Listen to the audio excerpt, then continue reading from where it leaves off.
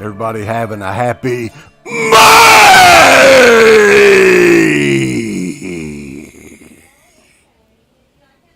of the Dead. Yeah, I am. It's the last day of May of the Dead. This is it. So we're going to get this party rolling here tonight.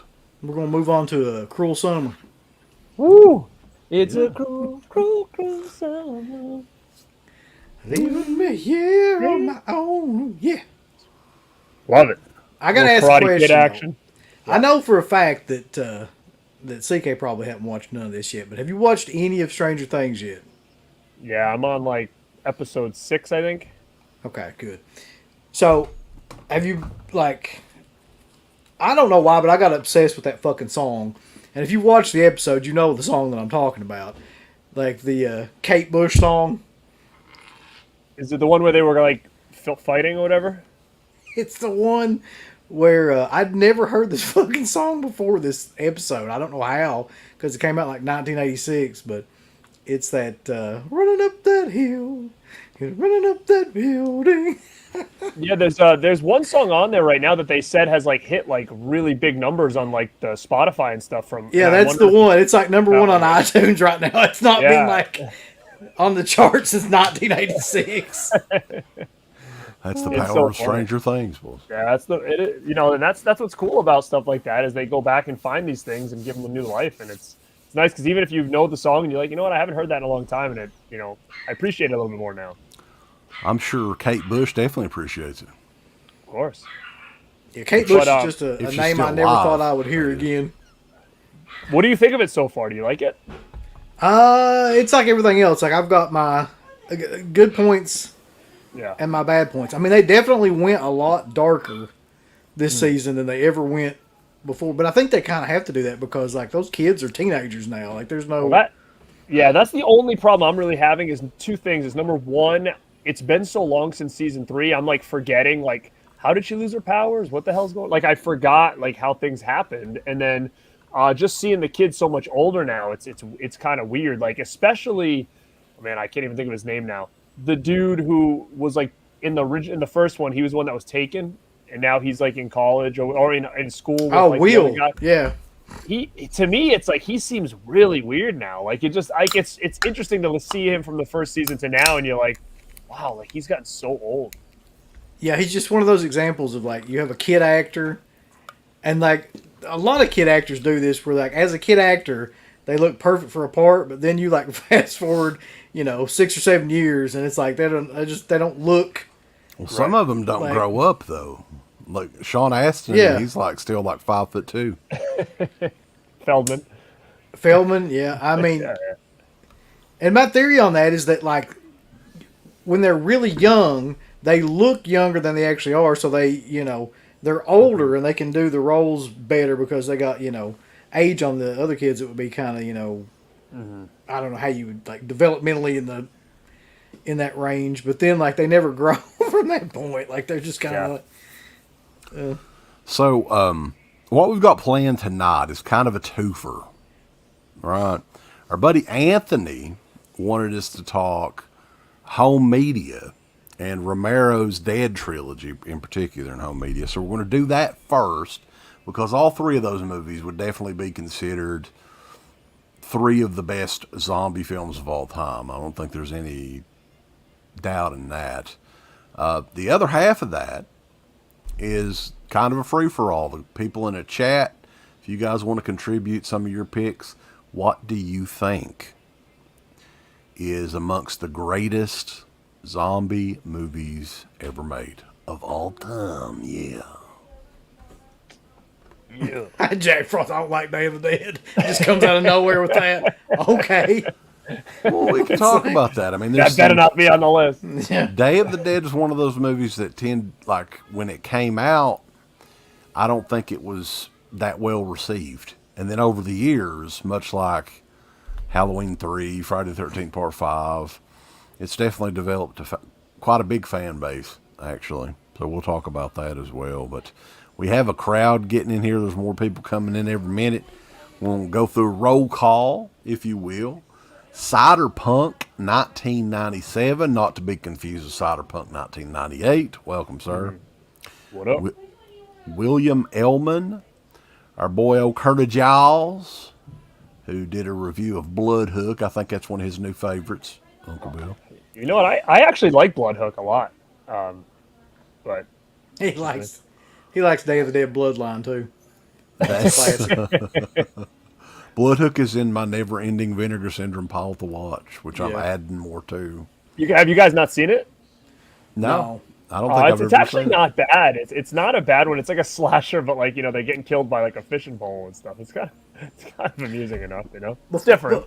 So I got a question though, before we start this shit, and this is something I've been thinking about and probably should ask before the show. But like, what are we classifying here as zombie movies? It's like, because I was thinking, is 28 Days Later in this?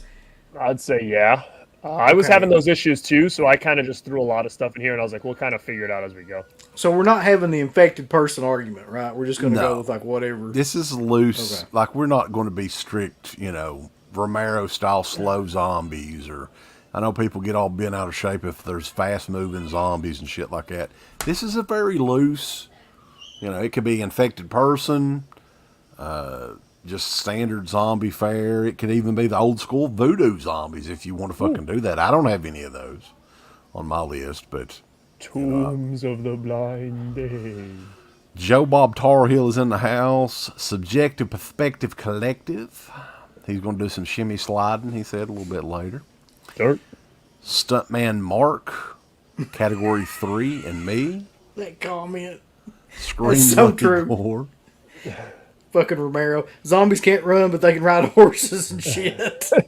And they can become there's a zombie horse. Right? Yeah. As long as they're riding the zombie horse, it's all good. It's like a Johnny Cash song. Ride the zombie horse. Yeah, I mean, He-Man has Battle Cat and Skeletor has Panther, right? Yes. So if Hordak had a cat of some sort, it would be a zombie cat. They could have done that, man. Why didn't they do that? They would have made some money with that. Well, I've been buying my son a lot of the new He-Man stuff, and there's actually a limited edition when I got it was Fakor. Remember him? Mm-hmm. And he comes with a blue cat, and he's called Duplicat. And he's basically like a blue. What? Yeah, he's basically like a blue like Battle Cat. It's funny. Dude, I'll tell you the one thing that I've been looking for the longest time. Someone's house is burning down. Somebody's on fire. Listen, I was sitting here thinking like, oh, she must be cooking in there. It's the air fryer. Yeah. There's like real zombies like at your house right now. That's how you know the food's done. Like, smoke alarm's going. So a lot of people don't realize though, back in the day, what was it, Mattel? They would reuse shit from like other toy lines for He-Man, and one of those things was the original Battle Cat. Yeah. So it was the exact same mold from, I think it was his toy line Jim. called Big Jim. And I've been looking for that Big Jim cat in Goodwill for years, and I've never seen one, but eventually I'll find it. I think they ended up doing a gorilla from that series too, like later down the road, like a gorilla from there, I think. Yeah. John Cressup is asking if the ECW zombie counts. Yes. Do you guys remember? I can remember where exactly I was that first night when you were in anticipation for that new ECW, and the first thing that happens, the zombie comes out. You're like, "What the hell is happening?" and everybody's like, air was like so deflated out of the balloon. I'm still trying to figure out what the fuck they were thinking, like doing that. Like, and it was like the first match, wasn't it? Like ever yes, in that new ECW. And I remember me and my friends were like, "What is going on?" I mean, I guess the point was, like, it was a hokey gimmick, and then they went down there and beat the shit out of him and all that. Was that the point? I think what it was is they did it because like they were on Sci-Fi, so they wanted like creatures and stuff to be part of the show. They wanted it to make a little bit of sense. Maybe. Yeah. The X-ray punches in the house. Jesus Christ, I'm getting lost here. MacBoy Color. Alexander Lumberjack, James Hester, Texas HXCX 1965, not to be confused, 1966. Jack Frost, The Sex Zombies from The Sadness. The Sadness is one of the newest zombie movies that's out there. We talked about that. I think Garrett, you watched it as well. You didn't do a review or anything on it, though. No, I watched it. What'd you think? We watched that with the whole family. Yeah, we all watched it. My son and everything. That's good. I thought it was good. I thought it was different. It was gory as hell. There was some scenes that you were kind of like, it was a little bit, off the walls. But I think there was more movies that need to be like that. But again, like I said before, it's one of those movies where, I'm not really a subtitle guy. So like, it was one of those things where I was kind of like watching it, but I was kind of in and out. And I just don't think it's one I'm going to watch again, to be honest. So I thought it was good, but it's just not one that I'm going to probably watch ever again. Yeah, I'm the same way. I enjoyed it, but rewatchability on something like that's very, very small for me. Mm-hmm. It was well made. It looked good.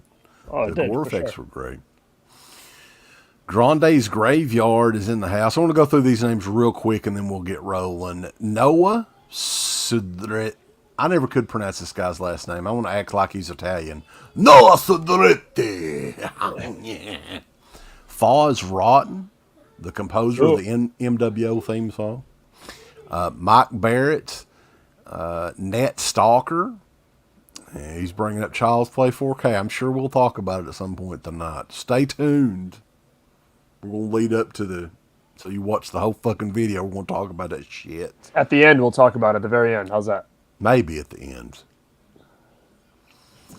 The Mayor is in the house. X-Ray. I already said X-Ray Punch. Fighting Tyler. Huck's Pop Culture Cafe says, "What's up, Garrett?" He just ignored me and Uncle Bill there. Wow. Huck. What's up, Huck?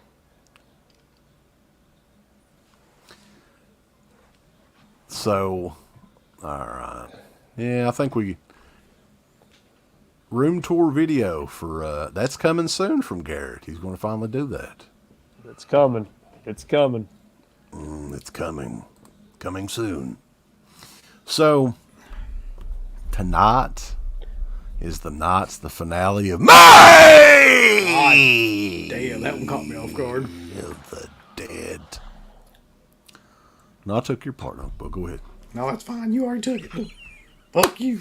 So, starting off, though, the greatest zombie films of all time, the godfather of the zombie, the classic zombie film, George A. Romero, man that we have all met. I think you met him too, Garrett, right? You definitely had to. Yep.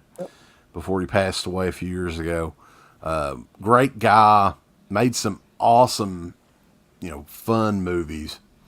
And the Dead trilogy is what or zombie movies in general. I mean, I'm not going to say he'll be known for all the other three zombie movies that he did, but the original zombie trilogy is definitely what he's going to be most well known for, creating the modern zombie. So we'll talk about those movies and do kind of like a home video history of some of those movies. Night of the Living Dead starts off 1968. Do you guys remember the very first time you saw this movie and what kind of impression it gave you? I don't remember the first time I saw it. I don't either. It's like it's always been there or something. Yeah. Like it's one of those movies. it's just in the water or something. I can't pinpoint a specific time, but I know I've seen it like when I was a kid, when I was 10. It's like it's always around. Right. Yeah, the weird thing about Night of the Living Dead is I think the first time that I saw it, it was on TV somewhere. I think it was maybe in my grandmother's house. And we were talking about this before on the show. Night of the Living Dead, what was it called? Night of the Flesh Eaters originally, and they fucked up. I blame John Russo for it. But we'll Probably talk was about his fault. Yeah. Yeah. There was no copyright on it, so Night of the Living Dead was like not a staple at the video stores back in the day. I don't recall a classic VHS cover of Night of the Living Dead. Do you guys? No, not that I recall offhand. I'm trying to see what I have on here, but no, all these editions I have here are just kind of like updated artwork, I think. So yeah, I don't remember, but it was also one of those movies that was on every one of those like horror movie packs you would find, when I was a kid, I think I bought like a DVD where it said 50 horror movies on it, and like I was starting to scroll through a lot of those, and of course it was on there, and that's how I kind of learned about a lot of stuff. It was like from those kind of things back in the day. Yeah, for sure. 50 for like $5. Right. I think was it Brentwood or York Entertainment or those companies like that did a lot of the public domain stuff. But yeah, it's interesting because we were saying though, would Night of the Living Dead have the same following today if it had a copyright, if they did the copyright on it back then? Or because a lot of people saw it by other means. I mean, the official releases and everything's one thing, but it was one of those movies that on, midnight movie theater or something like that, all these horror hosts can play the hell out of it. Is that where it got its audience, or do you think it would be just as big without it? I would probably say its audience probably wouldn't be as broad, but I think at the same time, I think it would be amongst a horror movie in the horror community, it would still be really, high praise because it's a real good movie. And, we'll talk about other ones, like the Savini one and stuff, which kind of, to me, it kind of shows like how great of a concept and movie this really was. But I think it would have its audience, but I don't think it'd be as broad as it is probably, now. Yeah, I mean, it was just everywhere. Like it's one of those movies that just seems like it's always a part of your life. I don't think they would have been able to do that had they actually had a copyright. But somebody mentioned that they had the Good Times VHS, which is what I had too, because I remember it was like one of the shittiest looking things you've ever seen in your life. Even in black and white, it was still pretty bad. But yeah, I mean, it's just there was a million different versions of that VHS too.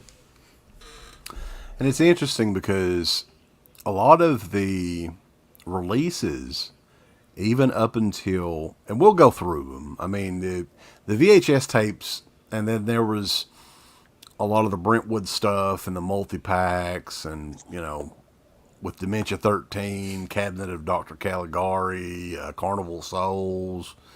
They were in all those multi-packs with Night of the Living Dead. But the very first time that I can think of that it actually received a remaster of any sort was due to Don May! Fuck. Are you serious right now? When he was working for Elite Entertainment, and I busted it out, boys. I've got it. Ooh. So sexy, baby. It's so sexy. You don't have any VHS tapes of Night of the Living Dead, do you? Not I. Okay, I don't either. Oddly enough, I don't. But this is Laserdisc, baby.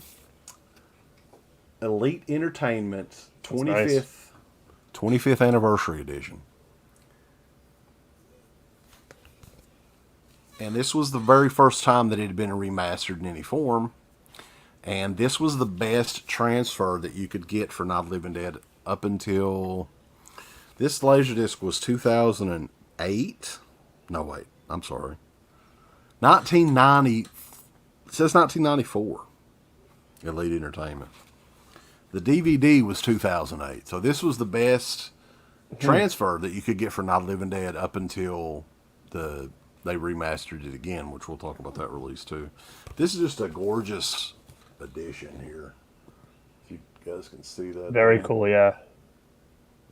And it's one of the very few Laserdiscs that I still have in the collection. So, and you can't really tell by this, but this is a full color shot from the original movie. It's nice. Which there's a few out there floating around, and if you see if they would have filmed the movie in color, I don't think it would have worked. That's a good point. Maybe not as well, for sure. But yeah, I think for the longest time that was my only copy of Night of the Living Dead was the Laserdisc, and I think I got that on eBay long time ago. Well, I don't have any fucking copies of Night of the Living Dead on anything. You ain't worth a fuck. Other than DVD, and it's that black and red DVD that. Oh God, I can't remember who put it out now, but it had a slipcover. I remember that. Yeah. That one, yeah. I've got that one somewhere, but I can't even get to it, so it don't matter. It's Dimension. Dimension Extreme. Oh, wow, that makes sense. Elite did do a DVD version of the Laserdisc as well. I found it. Yeah, I remember that one. I remember that one, yeah. Yeah. I do remember that one. This is essentially the Laserdisc on DVD. So I remember when this came out, it was a big deal. Like, this was going to be like the best it's ever looked. And this was kind of like at that time was going to be like the end all be all for this. But that one that Wes has, I think that was like really early. Like, what's the date on that? I was looking. I don't think it has a date on it, oddly enough. Let's see. Now look how damn old this is, man. Yeah, I mean, that's back in the day. I'm guessing it's probably 2000 maybe, or 99. This remastered and restored one is 2008. And it's the 40th anniversary edition. It has all these special features and stuff on it. This was a real cool edition when it came out. I remember when that came out and everybody was like, that was the big thing right then. Yeah. So I don't know about you guys, but, I only had this movie on a lot of those like public domain packs. And the first time I ever bought it, like I never had that one that Wes had, but I'd always seen it. The first time I ever bought this standalone was this one. Oh, I had that one too. The color one. Shit, I forgot about that. Yeah. That was Remember one that? that was in Walmart quite a bit back in the day. Yep. Now, here's a question, because it's been a real long time since I've watched this. I'm almost very intrigued to watch this again to see how this did look in color, because I really forget. But was this the only time they ever did this? Or was there a color version on other? Because that's just an awful idea. I'm curious to see how bad this really looks, looking back on it now. I don't remember what my thoughts were originally when I bought this and looked at it, but I don't see how it could be that great looking. The funny thing is, you can go on YouTube. Night of the Living Dead colorized version is in HD on YouTube. I don't know where they got it at. Yeah. Yeah, they have a ton of different versions of Night of the Living Dead on YouTube. One that me and Uncle Bill watched, and I was just going to mention it on here because technically it is an edition of Night of the Living Dead, but they really raped the fuck out of it. And that is John Russo's Abomination. Oh, yeah. I can't believe you had that. I really can't. 30th anniversary edition from Anchor Bay Entertainment. This is the only version of Night of the Living Dead that Anchor Bay did. How sad is that? Yeah, and I don't have that either. That's pretty cool. So what happened with that? Why was it butchered? Well, you've never seen the cut of it, the 30th anniversary cut? So not that I'm aware of. God damn. Basically, John Russo wanted to collect some money from Night of the Living Dead. It wasn't nothing was copyrighted in the original, so they couldn't really make any money. So he came up with the idea of filming new scenes and putting a new score on it, and yeah, that's what you'll be saying when you watch it. Oh wow! Well, is that the only time that's been released as well, like that version? Yes. So that makes me want it more now. Like I want it now. I'm willing to bet this may be the only time it's ever released. It's that damn bad. Right now. Yeah. He's going to get it right now. I'd say you could get it pretty cheap still, probably. Yeah, you could probably get it for shipping. Listen, there's- it's really not. I mean, if you want to just have it, but I would I just not. want to have it. I just want to have it because of the uniqueness of it. But it's funny looking up these different versions. There's actually a couple. I see a couple Anchor Bay ones right here. There you go. Some VHS. Now, they may have done VHS releases, but I don't think they did a standard Night of the Living Dead. And the funny thing is they didn't even put the original cut of Night of the Living Dead on here. It's like only the John Russo anally raped edition. What they did with that is so bizarre to me. To this day, I don't understand. So they edited out scenes from the original movie and replaced it with, scenes that they had shot in present day, and then would just go from that straight back into the movie, the original movie. And then they would 20 minutes later or something, go into like a new set of scenes, then back to the original movie. I'm intrigued, to be honest with you. Get it, man. Even It's if it was probably you can pay shipping. I looked at a couple. It's actually some at like $10, but I saw another one for $50. I don't know if it's sealed, but I haven't really scrolled through. I would be really pissed off if I paid $50 for that. Scott. Dude, I would love to hear what you think about it though, but it's for years and years. I had heard, the early days. This came out in '90. This DV came out in '99. This is how old it is. So online, it was almost infamous. People were shitting all over this, and I was like, I've got to check it out. And it was every bit as bad as they were saying, maybe even worse, actually. But you know me, I'm a big I think all of us, I'm a big Anchor Bay guy. So that alone with the little is going to make me want it. It definitely is unique, and something else you'll appreciate too. You'll want to make sure of this, Garrett, because I know how you are. Ooh. It comes with a booklet. Ooh. Much like Arrow Video does, actually. I want that little book. You got to have the booklet, baby. I want that little book. And then it also comes with a replica mini poster or something like that. Sick. Yeah. So you want to make sure it has all that when you get it. I will make sure. I think that might be the $50 one with all those inserts in it. But I'll figure it out. Grande's Graveyard shitting on Midnight. Hey, man, I actually enjoyed Midnight, especially compared to Night of the Living Dead, the 30th Anniversary Edition. I'll just say that. But enjoy, Garrett. You'll let me know what you think. Yeah, I'll let you know when I get it.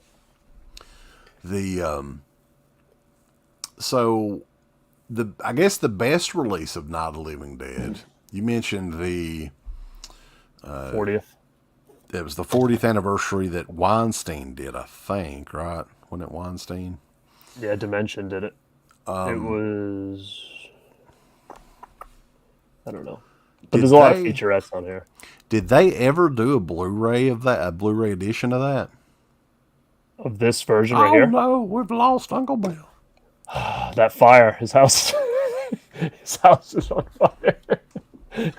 He's like, I'm out, peace. No, I don't Blu-ray of Night of the Living Dead. I don't know if they did a Blu-ray. I don't think of this version. I don't think, but I could be wrong. I'm on eBay right now. I can check really quick. But I don't believe. I think it was rumored for a while, but anybody in the chat, let us know if. I know this is 50th anniversary Blu-ray. I don't know if this is legit or not. I don't know. I don't know. It says 50th anniversary, but the one that I have is what I think is the end all be all, and I'm sure you have it too, and it's this one. Right, the Criterion edition. Which, on the back, it does say it's a 4K remaster. I can totally see Criterion starting to do 4Ks now. Yet another upgrade. 4K. I know, I'm so tired of upgrades right now. Does this need to be any better than this, probably? Probably not. No. I mean, unless they gave us, every version, the color version, the Russo version or whatever, then, it might be a little bit different, but for just the movie itself, in a better, I think it looks fine. I don't think anybody really wants to give John Russo any more money. That guy's just I've never met him, and I don't have any personal issues with him or anything, but just some of the stuff that I've seen, he's still hawking signed George Romero canceled checks from like the 70s or whatever. I mean, it's just like, but it is what it is, whatever. But yeah, I'm sure a 4K release of Night of the Living Dead is right around the corner. Black and white movies in 4K actually look really, really great. So depending on how. Why do you and everybody else keep wanting me to upgrade? I'm getting tired. I can't do it anymore. Well, this was the first one though. The Criterion ever touched Not Living Dead though, right? I don't think there was a DVD or a Laserdisc or anything. Yeah, as far as I know, yeah. So, and this one's pretty loaded with special features too, if I'm not mistaken. Yeah, a lot of stuff. Yeah, it's a 2-disc edition, all that good stuff. So, yeah. So let's continue on. I don't think Uncle Bill has any of these physical copies.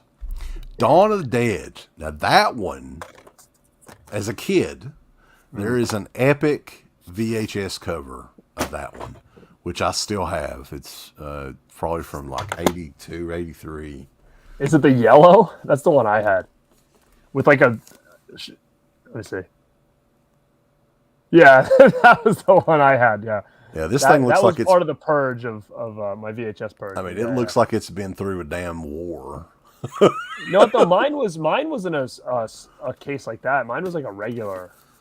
Yeah, it's Thorn EMI tapes, like they were... Because I've seen some that are like in clamshells, which this is just like a paper sleeve, so it wasn't cut or anything. But yeah, they have some that's the cardboard ones. Yeah. But yeah, this is the cover I remember of Dawn of the Dead when I was a kid. For all you youngins out there, they if they ever do, like if Arrow Video ever does a limited edition 4K here in the U.S., which would be huge, I would love that. I would mark the fuck out for that. I would love... Wouldn't you love to get the thick limited edition of this?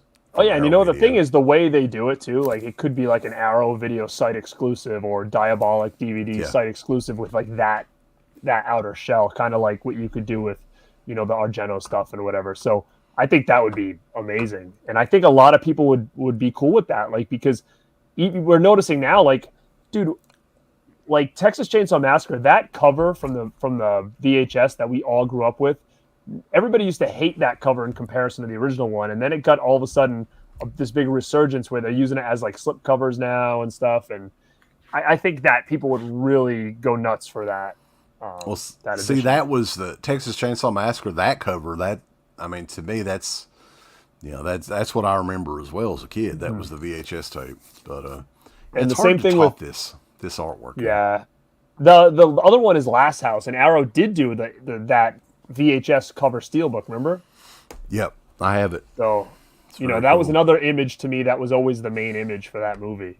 Before we started getting like the real poster art and stuff like that. Do you remember the first time you saw Dawn of the Dead though? It was definitely on VHS. I'm assuming, if I had to guess, when I was in this, it had to have been when I was in high school, because I used to work out with my uncle, and one of the things that we do all the time was he'd always make us watch, like he'd be like, all right, I'm going to put on a horror movie and we're going to work out until it's over. And that's how I started to learn about a lot of movies that I never seen before, was during that time. So like we'd work out and like he'd throw a movie on, and I'm almost positive that's probably the first time I would have seen it was probably when I was in high school. And he put it on, we were working out one day, and I was just like, dude, I love it. And then from there it was just buy it and whatnot. So yeah, there's some people out there though, man, when Uncle Bill and T-Shirt Joe did their commentary, that it's almost like the crowd's almost split with love or hate for Dawn of the Dead, which is I don't really remember a lot of hate for it, to be quite honest. Like, to me, the hate is like, I'm just not used to seeing that. I don't know. I thought it was universally loved. I thought so too. We'll talk about that here in a second, but we got this to take care of both. Hawkins, what's going on in here? Did we get a super chat again?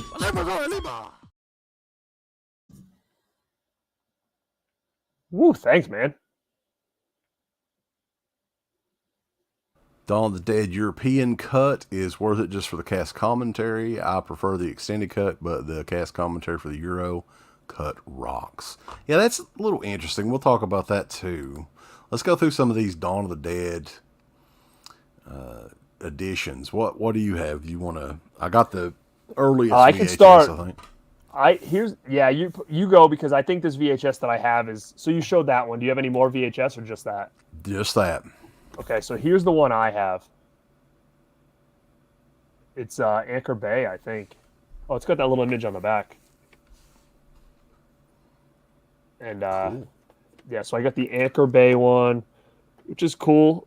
I don't know which version this director's cut.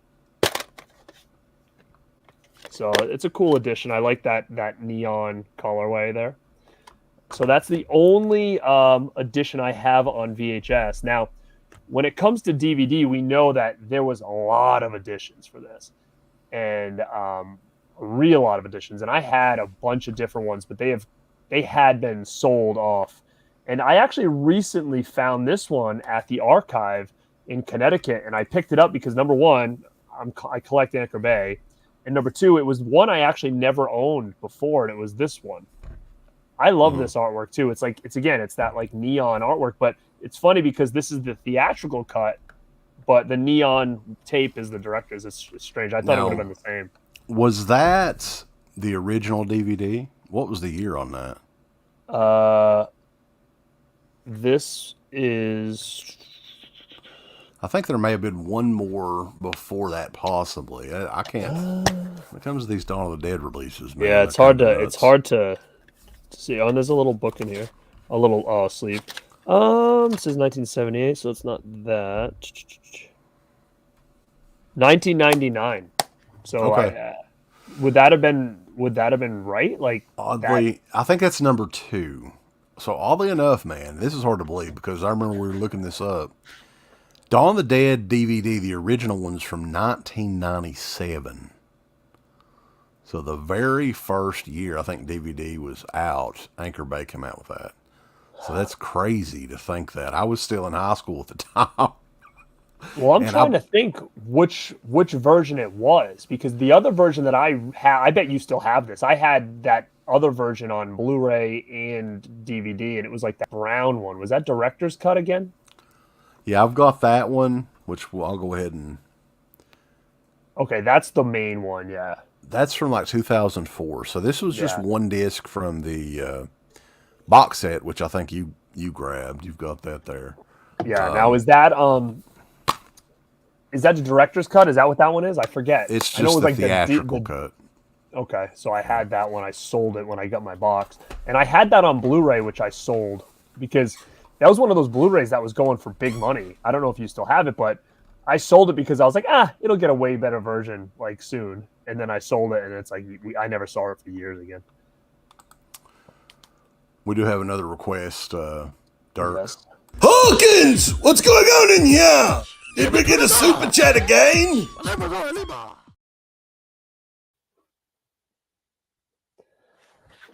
Sick. I have no laser discs. The Dick Damon boss. Yeah, I don't have any laser discs of Dawn of the Dead, oddly enough. Dawn of the Dead was one of those weird movies, too, that's... and I don't know if you recall this. 2004 was when that box set came out. The standard Anchor Bay DVDs were all out of print, and they were very difficult to find for years. I'm not sure if they had any standard releases before... or in between 99 to 2004. I don't think so, but somebody can correct me on here. But they were definitely out of print. Yeah, I mean, I think they must have been out of print. But remember they did the Zombie Argento one. It said Zombie on it. Remember that DVD? Right. I think that was after the box set, though. Was it? I thought the box set was like the last thing to come. But so what Anchor Bay did. To what I can recall, like they split those editions up that's in that box set. So you had the standard theatrical in this one, and then the Argento cut was the zombie release that they did. Okay, so this was kind of the first time you could get all these cuts, and then they started just throwing them out individually. All right, that's cool. But man, do you remember how the hype when this came out? Like, this literally was like the best thing ever to have all these cuts in this box. It was insanity on how cool this thing was, and it's just, and I'll never get rid of this because it's such a beautiful set. Like, it really, I mean, it really is, and it's one of those ones that was like prime in my movie room forever. And then I actually think it got to a point though where like this thing was, I mean, look at this, 1, 2, 3, 4 discs. You get like a book. I mean, this thing is packed. And I think there was even a point of time where this thing was going relatively cheap after a while of like this thing selling and selling and selling. And I can remember for years I think I went to FYE once or something like that, and it was like $20, and I was like, man, like, can't believe it's so cheap now. And honestly, like if you put it in your player today, it still looks pretty good. I mean, it's 18 years old, folks. It's crazy. And that DVD still looks pretty good. You know, it's insane. But I remember me and Uncle Bill went to our very first horror convention in 2004. I think it was in like August of 2004 in Baltimore. And they had the Dawn of the Dead cast reunion there. That's where I got a lot of the signatures on my Dawn of the Dead poster. And there were early copies of that box set that were handed out to the cast and shit. So we got within arm's reach of that. That was like one of the most sought after releases, possibly the most sought after horror release ever at the time. So I could still recall that as well. But that was a hell, and still to this day in the U.S., man, there's nothing that has topped that release as far as all the cuts, extra features, commentaries, and all that good stuff. You're right. It really is. Definitely the best. And then the only Blu-ray that they ever did was that Anchor Bay one, right? Like, I had that, sold it, and then I bought an Arrow. I believe it must have been Region 2, maybe? Region B. I don't remember, but it was like one of those first Arrow editions. I got that and Day that were like white, and you had all the different post arts. You could like flip them around. And I ended up selling all those as well. And thinking that a better version was on its way. And those are the only ones I had. I never owned that, like, remember that other one that came out? It might have said Zombie on it again as well. It was like a Blu-ray or a 4K. I think it was out of the country or region free or something. Do you remember that one? Not really. I remember Arrow had the Dawn of the Dead that was in that blue and white box. Yeah, that's the one I had. But there was something else that came out like after that, but before this new set that we all have. It was something, it came out, it had the slip cover. You guys are going to know in the chat.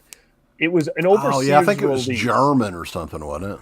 I think it just said Zombie on the front, right? And everybody was going after it because it's like, oh, it's region free and it's, you know, it's a 4K, you know, remaster or whatever. But it was like, I forget. I never got it, though. I think it was German, if I'm not mistaken. And then the granddaddy of them all is what we've got now. Speaking of the granddaddy of them all, hi. Are you okay? Well, that was nice. Did you have to go take a big dump or something? Yeah, right in the middle of everything. I thought the house was really on fire. I was like, oh, shit, he's out. It could have been. Yeah, it could have been.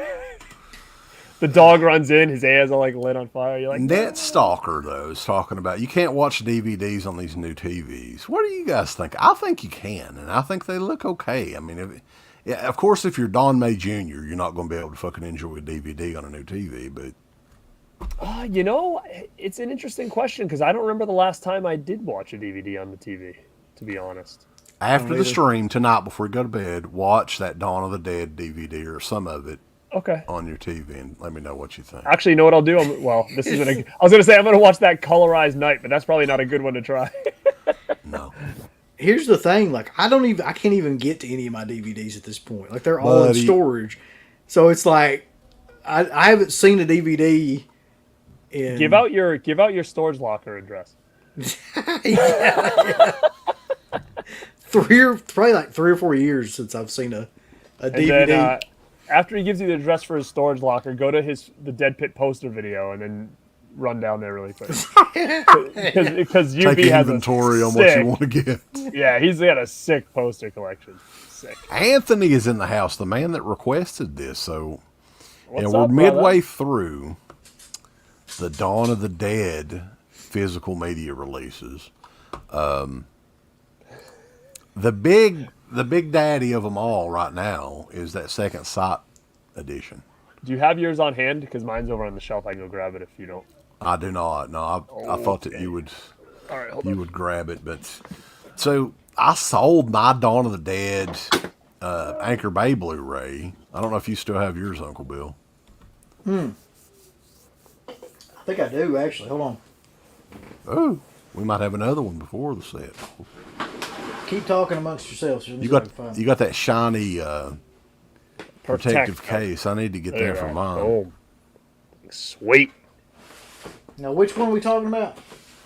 The Anchor Bay or Arrow Blu-ray of Dawn of the Dead. Dead. No. No. Wait. Yeah, I've got the Arrow one here.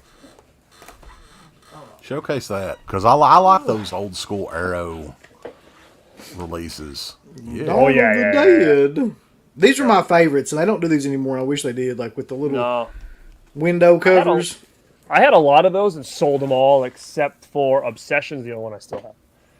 Check out the back of this too. It's a reversible. Yeah, you That's can, the one I used to and use, even on the yeah. inside, I think you can flip it around and use Like different, two more, I think. Yeah. even more different artworks. Let's Nice, open it up. I ain't opened Let's it see up. what different covers you got there, Oh, Uncle look Bill. at that. You can look inside there and then flip this shit right here. Hold on. Oh my God. Nice. Those are sweet. The version of Inferno that the Argento movie, I think that's the only Blu-ray you can get of Inferno. Was there ever one that came out in the U.S.? I don't think so. Not that I know of. Fuck. Did Blue Underground not do one? I don't think so. I mean, maybe they did, but I never got it. You know what? Maybe they did. They might have done one. Actually, I think I have it. Yeah. I thought they did, yeah. Yeah, Blue Underground has one. I have it. You're right. Oh, well, fuck. That's how he gets out of it. Well, fuck. The Ultimate Edition from Anchor Bay back in the day, Second Sight Films, and Garrett showcases it right there in the corner, that big box set, which has got like a bell book in it and every cut of the movie you can think of, all in 4K, by the way. Yeah. It was definitely one of the more sought after releases that year, and probably one of the biggest, multi-region releases of all time back when it came out a couple years ago. So that brings us to the last of the original trilogy, Day of the Dead. George A. Romero's Day of the Dead. Like I said, I don't have access to any of my DVDs, but that particular release has one of the best DVD releases of a single disc. Anyway, It was, But they had another DVD though, right? This was the second Oh, yeah. one.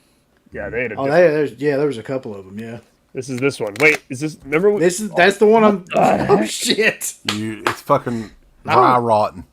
Oh no. What's happened? Gary? Oh shit. What has happened? You're going to have to order another one of them. Well, I got this little thing. Fudge. That's the The rated G stuff. Yeah. Rated G Superstar shirts. On No, the you know labels. what? This one right here. Some of these pieces just broke off in the middle. That sucks. Shoot, and go. Guess I got. Well, Get you some Guess I gotta Scotch get tape, another tape one. them in there. Aw, They had man. like a standard DVD that was like a little darker or something, right? yeah. Wasn't it like a brown cover Brown. with blue logo or something like that on it? I swear to God, Yeah. I got that fucking DVD somewhere in there too. It's like trying to find anything in here. But they did have a standard Day of the Dead DVD. I can't remember what it looked like, but it came out way earlier. So yeah, that was. Come on. And they had that arrow. Find one. it, Uncle Bill, you motherfucker. It's in here. Good shit. I've got a good Day of the Dead one to show you guys, because we were talking about Horror Find 2004 a little bit earlier. I got this big bad boy signed What you got? at the Horror Find. And I'll showcase it while Uncle Bill's digging around his ass. And this one is another one from our good buddy Don May! Shit. Elite Entertainment. What year was this? I don't think 1998. And this was one that I got on a Laserdisc fire sale in like 2000 when they were just, I think this was $3 or something, brand new. But look at this artwork, man. Day of the Dead. That's nice. Nice. Signed by Romero and Tom Savini. And it's not a gatefold. For some reason, it's a 2-disc edition, but it's not a gatefold, which is weird. Mm-hmm. But it's got some sweet artwork on it. And this is how I watched Day of the Dead for years before I got a DVD copy of this. And I think this one goes for pretty decent money now. I think I looked on eBay at it not too long ago. And that's not even including autographs. That fucking thing is great. I don't care what anybody says. And if you didn't know, Uncle Bill, when you're done, what are you doing this weekend, UB? You should build just more rooms on the house. Oh, yeah. Yeah. It's easy enough. Just go to Home Depot or whatever, grab some wood. Because if there's one thing that I know I'm good at, it's carpentry. Studied many a year. That's going to be a new shirt, Uncle Bill's Carpentry. Let me knock his fucking wall out.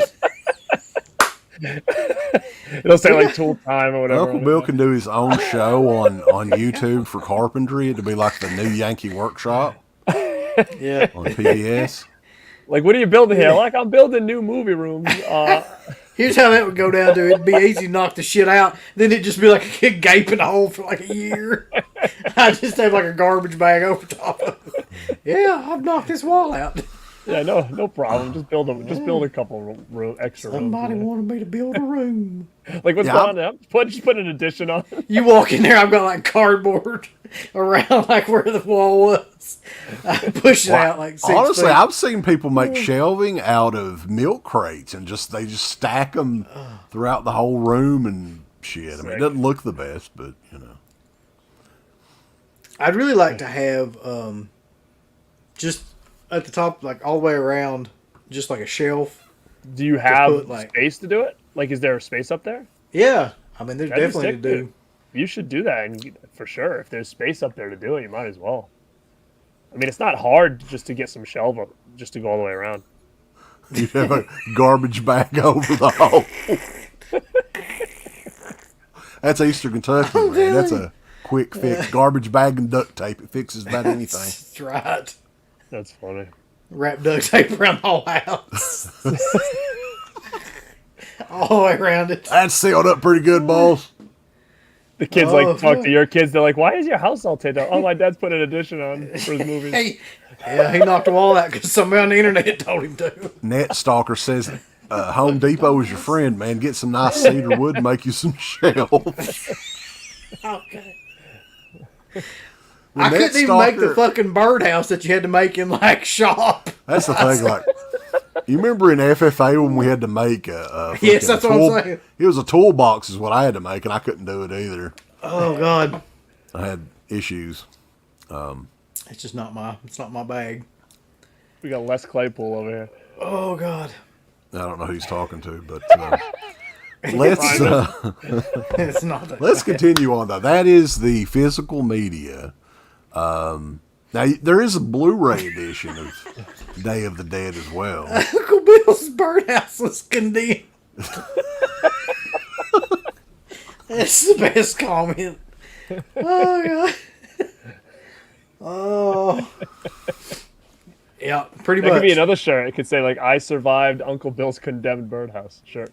He fucking the shop teacher just takes like a Sharpie and writes a big F on my birdhouse. You should make like an Airbnb for Uncle Bill's condemned birdhouse. Oh God. But yeah, there's a Blu-ray. There's a couple of Blu-ray editions of Day of the Dead.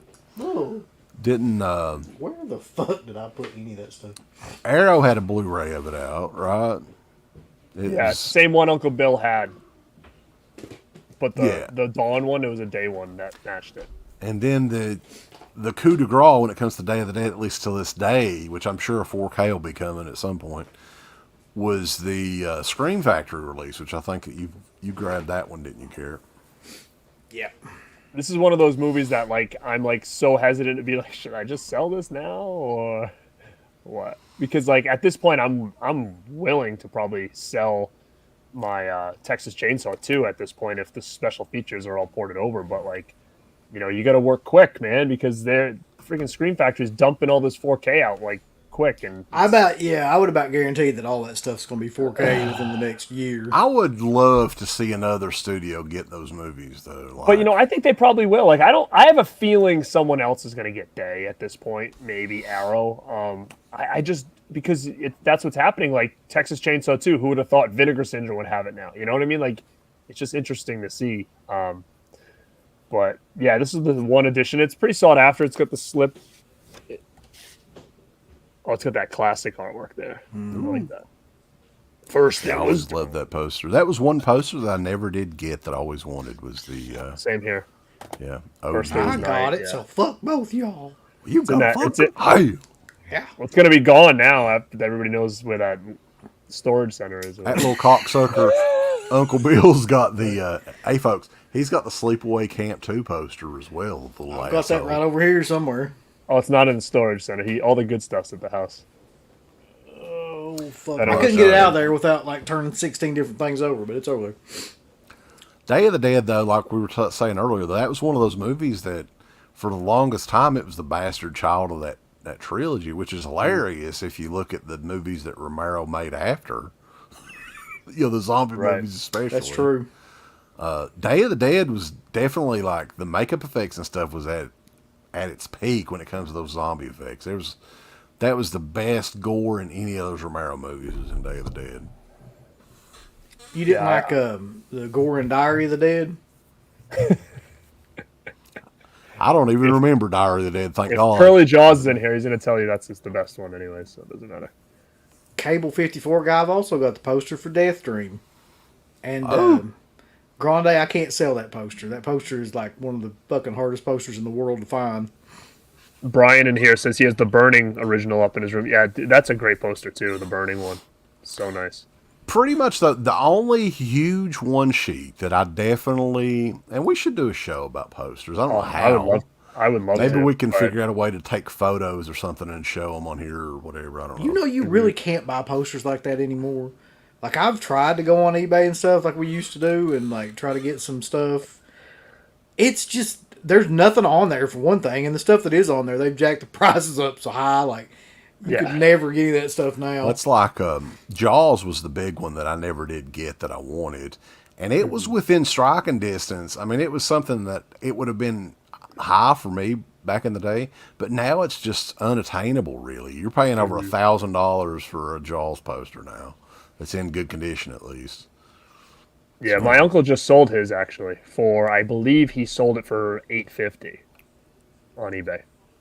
Jesus. Yeah, that's a big chunk to eBay, too. Did I sell Fucker. somebody my Sleepaway Camp 3 poster? I may have. No, I'm talking about Sleepaway Camp 2. What the world has come to. But yeah, we're going to continue on here. This was kind of the home video history of Romero for the Dead trilogy. Maybe a good show to do down the line. We can do the entire Romero filmography. But most of his movies didn't receive hardly any release on home video, which is hilarious. Like some of those really obscure ones. Yeah, it's just very interesting that these movies are so well loved. You know, Dawn and Day are so hung up a lot of the times in getting all these releases. Like there was a long period of time where Dawn was getting a lot of releases, I felt like, but now it's like few and far between. And is it just have to do with a lot of the same stuff that's going on with the estates and stuff? Like what's the hold up here? Because there's a lot going on with Martin now as well, where that new edition's coming out, and now they're saying that they might not have that extra edition that we all wanted or something now. I think the story is that whoever physically owns that copy is auctioning it off. So they're not interested in loaning it to a studio or whatever to put it on for everybody to watch. They're wanting to make some money, bulls. So it's weird. Like, they physically own it, but they don't have the rights to show it. So, Sorry, I was just laughing. People still giving me shit about Dracula 3D. well, they are remastering Dracula 3D and 4K. So Dirt They was, probably are. They really are. Yeah, all of Argento's movies is getting remastered in 4K. So yeah, Brian said in here that Inferno's coming on a 4K soon. So I don't know if it's Arrow or I don't know if it's Blue Underground again. See, I feel like with any of Argento stuff, you should get it in 4K because, like, it's all those movies are movies that could benefit from that upgrade. Just the way they're shot and the. I and would the definitely rebuy Opera in 4K. That's one of my favorites. I only have that thick Anchor Bay DVD. I don't even have a Blu-ray of that. Did it have one? Yeah, it's like I think it's a Scorpion release, oddly enough. I don't know how the hell they got that. But yeah, I would definitely jump on that. So let's get into some other zombie flicks, Bulls. What do you guys want to talk about? You want to go first there, Uncle Bill? Let's see. Do you just go mainstream or do you want to go like fucking... Just pick one, pal. Right off the top, this is the first one. I've got two of these, so if anybody wants one of these, let me know. I'll take that. Dude, people are gonna want that. That is very, very sought after, dude. I got two of these with a slip cover. To be honest with you, Uncle Bill, I would sell both of them. If you're not going to give me one of them, because that 100%, that one is at some point in time that'll definitely be out, and that will drop like a motherfucker. Yeah, it's that thing is going to come out in 4K very, very soon. The problem is that not a problem, but if you listen to my Child's Play stream, I kind of talk about my OCD. Like, if you want to kind of piggyback on that right now, I brought number 2 to the table as well. And the one thing I gotta say is, even if I do upgrade to 4K, I like how these go together, kind of like this. Like, I feel like it's very like similar. And to me, that is worth hanging on to this unless they do both of them. Woo! Oh shit, I forgot about that. I've got that somewhere too. That's signed by pretty much the whole cast, actually. Don Caff on the back there. That's sick. But this is like iconic, this freaking artwork too. Like, that's one of the first VHS tapes I saw in a store and was like, what is that and how can I watch it? Yeah. Dude, that was one of the one-sheet posters that we found in that dude's garage back in the day. Dude, that's insane. Right. Who got it? Which one of you guys got it? We both. There was multiple editions. Yeah, two. He had probably 10, I would say. Yeah, like of every poster. We all got that one, and it was $10. $10. We bought so much shit off. I wish we'd have bought more. Now I don't know what the hell we were like doing. We should have bought everything he had. But we didn't for whatever reason. But anyway, I feel like that people are really kind of split on that movie. Like, I didn't realize this until recently, but there's a contingency of people that don't like Return of the Living Dead. Well, they're fucking dumb. They think it's too, like, corny, hokey, whatever you want to call it. You know, I do think that it's a product of its time, kind of, too. So if you didn't really grow up around that time and watch it, I mean, I still don't see how you wouldn't enjoy it, though. I showed it to Sarah, and she liked it. I mean, it's a fun movie, though. But I think some of it may have to do with the nostalgia, but I've always loved that movie. Yeah, I think it's just a combination of, like, everything great about the 80s.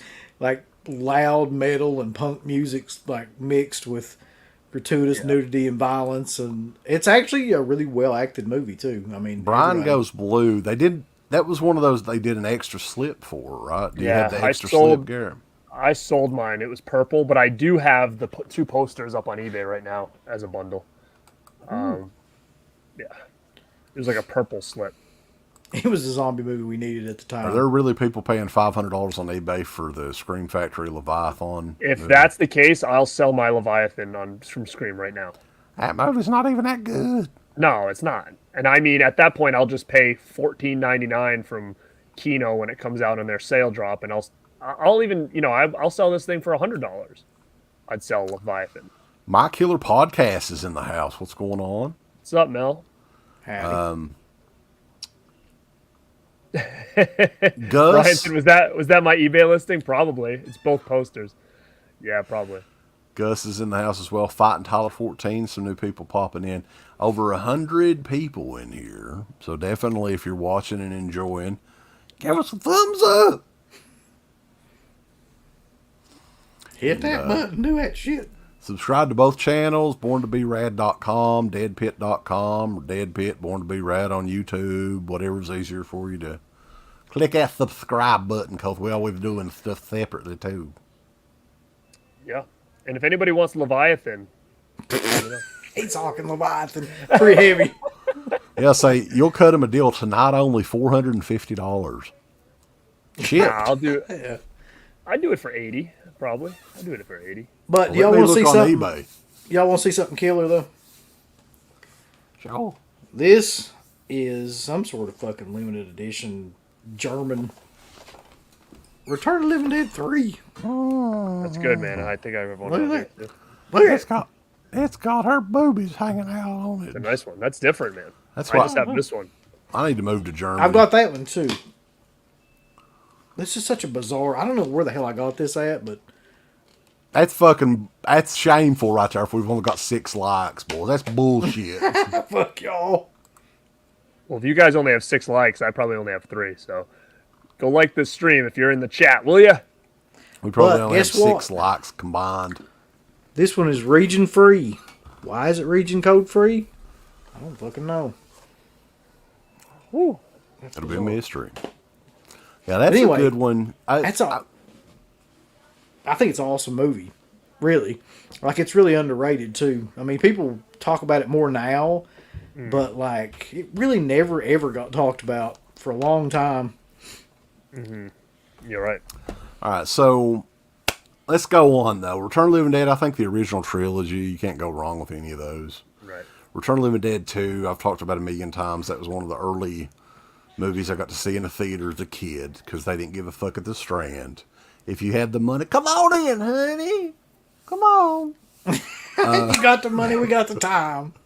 That was our motto. You got the money, you can see whatever the fuck you want to, kid. We got porn. The who wants to go for next though? You want to go, Garrett? Let's see what I got. You know what? I brought. I'll take something different. Night of the Creeps, baby. That's a good one. Yeah. Oh yeah. Yeah. And you got the other slip. Yeah, I haven't even opened it. I got both slips. I sold the one he's got. But yeah, this movie, man, is so good, and it just, for me, I didn't see this until later on. This was like a hard to come by movie for a long time. I don't know if you remember back in the DVD day where like it was always on everybody's like want list of movies to come out on that format.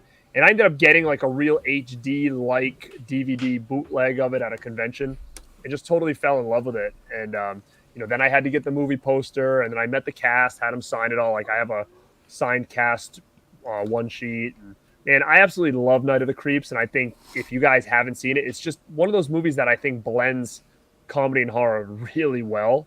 And I just knew I had to bring it on this list tonight. I gotta say too, like people probably now don't realize how much that fans wanted those two movies, Monster Squad and Night of the Creeps, to come out. Like, there was like a huge online petition for both those movies, and like for a long time there was nothing DVD wise or anything for either one of those movies. And now there's a bunch of different stuff, but those to me are like two of the best movies to come out of that time period, really. They kind of touch on it in the Monster Squad documentary, which is pretty killer. But like Monster Squad and Night of the Creeps, for the longest time, nobody knew about those movies. Yeah. You know, both of them in particular. So, you know, that was one of those two movies in the DVD era that kind of got their name out there even more. It's got one of the best performances too by anybody in a horror film, by far, which is Talking Tom about Atkins. Yeah, Thrill me.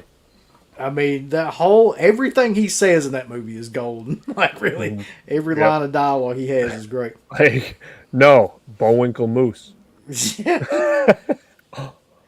What is going on with you guys tonight? Everybody's just bouncing out. He just fucking took off. He had to go shit or something, I guarantee it. No, Bozo the Clown. Bozo the Clown, yeah.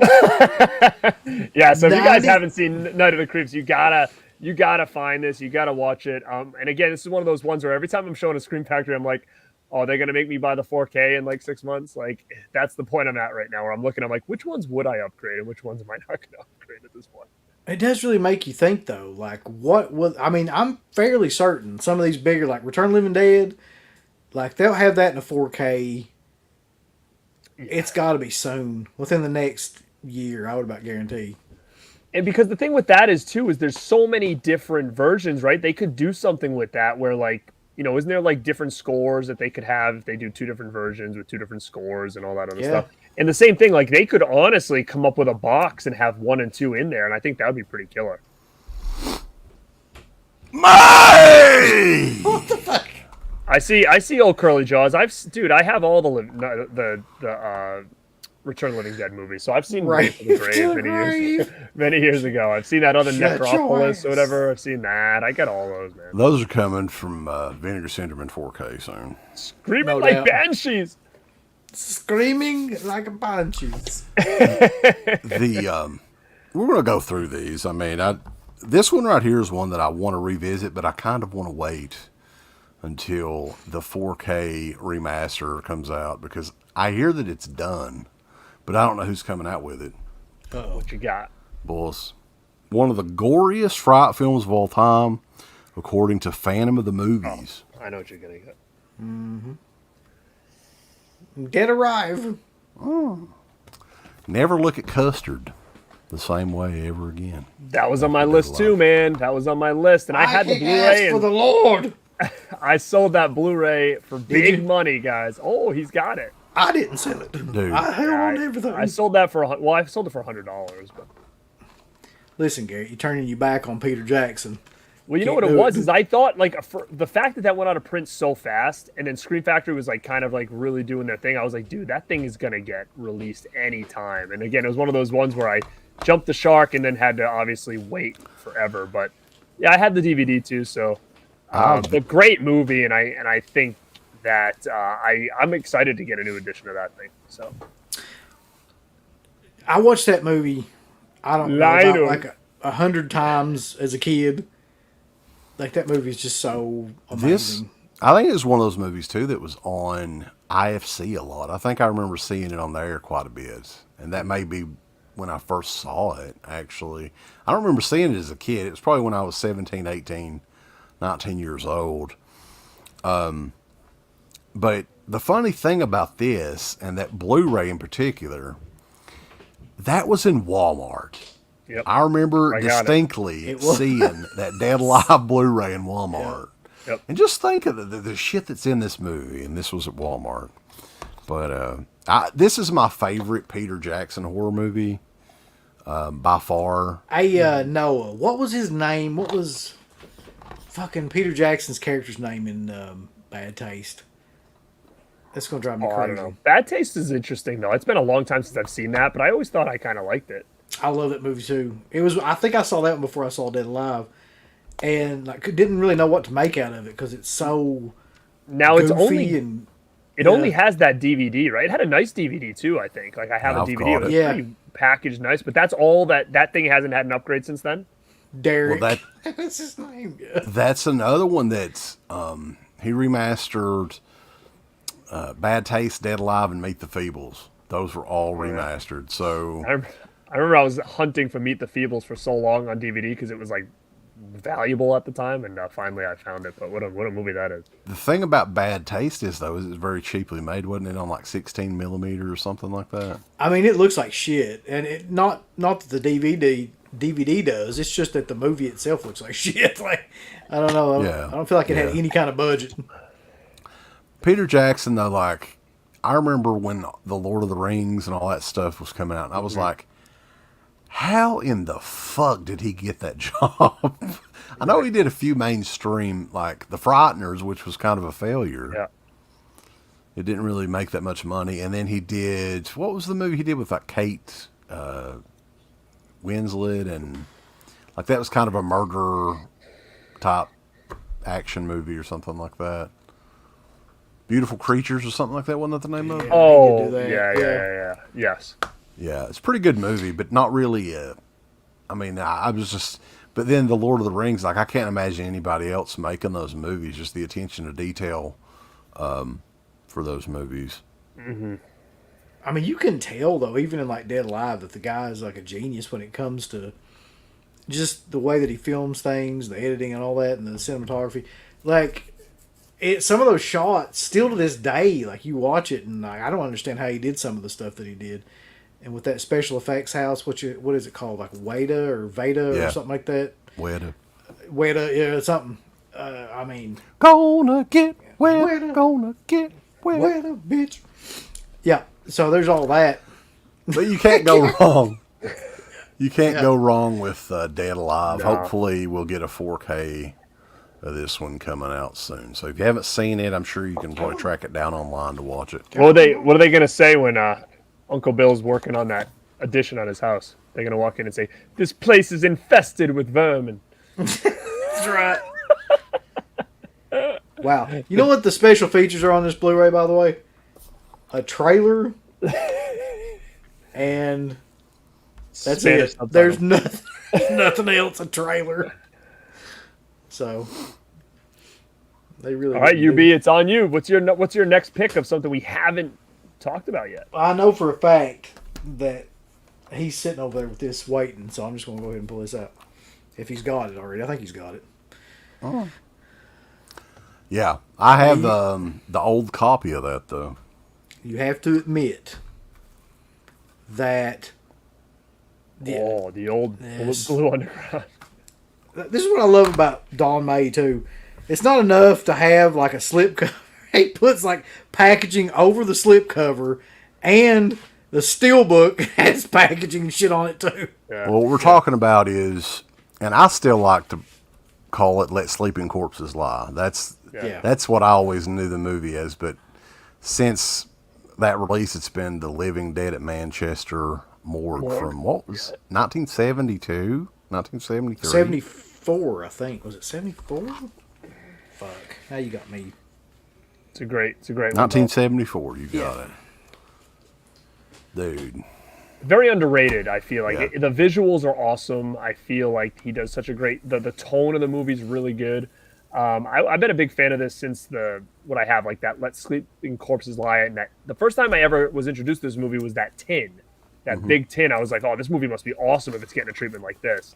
So I bought it and fell in love with it. And then I remember my uncle being like, oh no, that's called Manchester Morgue. And when Blue Underground released that DVD of Manchester Morgue, I bought that one because I think it was like a double disc type thing. And then they got the blue, and I was really excited when it got this treatment here, for sure. And I'm sure we'll probably get an upgrade of this, but I think this thing looks fantastic.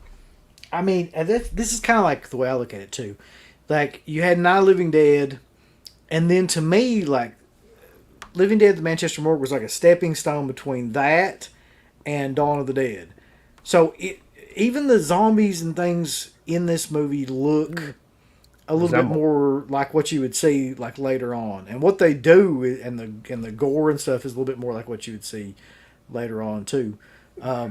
So it's like the perfect kind of midpoint for like what that was going to turn into later on. And it's a British, like a gothic type looking movie. Like visually it looks really cool.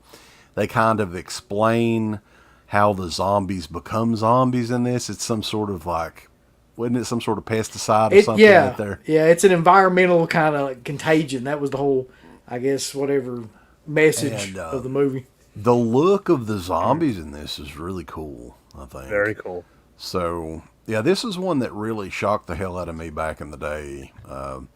Early days of Anchor Bay, for me at least. This was one of those blind buys that just like, I was like, holy shit, this is killer. So if you have not seen Living Dead at Manchester Morgue, Let Sleeping Corpses Lie, whatever you want to call it, that's definitely, I think we all highly recommend that one. And Synapse may be doing a 4K at some point. They're doing a standard Blu-ray release that's coming out here in a week or two, I think. Mm-hmm. which the version you all had, they weren't planning at the time to do the basic version, but it's out. It's coming out now. Brian Johnson once said, "Money talks." Come on. Yeah. All right. So, when I was making my list, obviously there was a lot of movies that I liked, but I was trying to grab ones that I loved. So this one here, I wasn't sure if this was going to fit the list, and I'm reading the back of it, and it says, the friends turn into zombies. So I'm like, okay, I'm counting it. And I know you guys are a big fan of this one, too. Prince of Darkness. Yeah. Love it. It's super underrated. We've talked about this on our times, and, the tone of this is great. I think this is just, it's so good, but it's not one that I still think people talk enough about. And how great it is, and the score is fantastic, and this is the 4K from Scream. But yeah, I wasn't sure if this was going to fit in the thing, but it did say that it says it on the back. I'm trying to think where it says, the liquid turns their coworkers into zombies. So cool movie, and I know you guys are big fans of this one as well. And I've talked about this before. What I liked about this the first time I saw it was that score that basically plays subtly from for the first 15 minutes of the movie when they go non-stop, like boom, boom, boom, and they're going through the college and the kids are in class and stuff, and you still hear it subtly in the background. I'm like, man, what a cool way to build up the movie, and I just thought that was just brilliant. And big fan of Prince of Darkness, and if you guys haven't seen that, I recommend it highly. I mean, there's a it may be included on that disc, I don't know, but it's on YouTube, where it's just John Carpenter talking about the final scene in that movie and how he shot it, and it's probably about 15 minutes or something like that of him just talking about the scene that I'm talking about, where the hand that goes in not the final scene, not the shit where it goes back in the liquid time. Or whatever there. Yeah, where it goes in the liquid. Didn't they have to flip it or something, or? Just to hear him talk about that and how he filmed it, I'm like, Jesus, and why he filmed it the way that he did, I'm like, that guy's a genius. I mean, he just is. In terms of filmmaking, if somebody can think that far ahead about all these different steps, to get to this shot and everything. What year was Prince of Darkness? Is that 87? It's 87 or 88, yeah. 87. So yeah, he did, and then They Live was 88, and then that was pretty much for the classic Carpenter formula. That was it. I don't know what happened. Was it?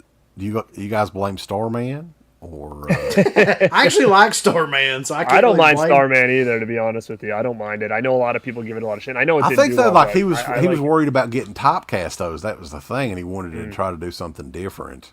There's a problem, though. Every time he did something different, he shit the bed. He did Memoirs of an Invisible Man with Chevy Chase. He did, Starman. He did, what was the other one that was fucking god-awful, too? I mean, every time he tried to, they gave him enough rope to hang himself, I guess. He stepped outside of the box too much. But the, Prince of Darkness, though, is mood. It's all mood, that movie is.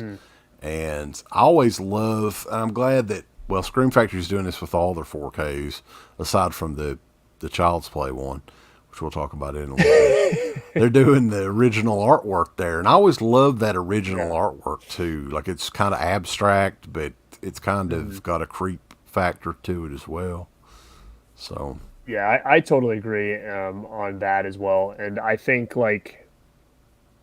somebody asked in here if it's worth a 4K. I told you I'm definitely not playing this upgrade everything from Scream Factory game. I'm not even close. I've collected way too much from them to do all this again. So, but there are a select few that I think I would upgrade, and Prince of Darkness no doubt was one. I just feel like the way it looks, I just feel like I'll take the best version I can of this movie because everything just pops really well. And to me, it was worth an upgrade just based on the fact of the tone and setting of this movie. I thought would look great and enhanced as much as possible. Cool. So,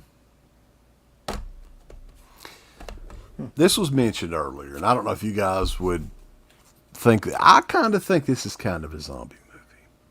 Me and Uncle Bill reviewed this a couple years ago, and oddly enough, this is readily available at Walmart as well, as fucking nutty as that is.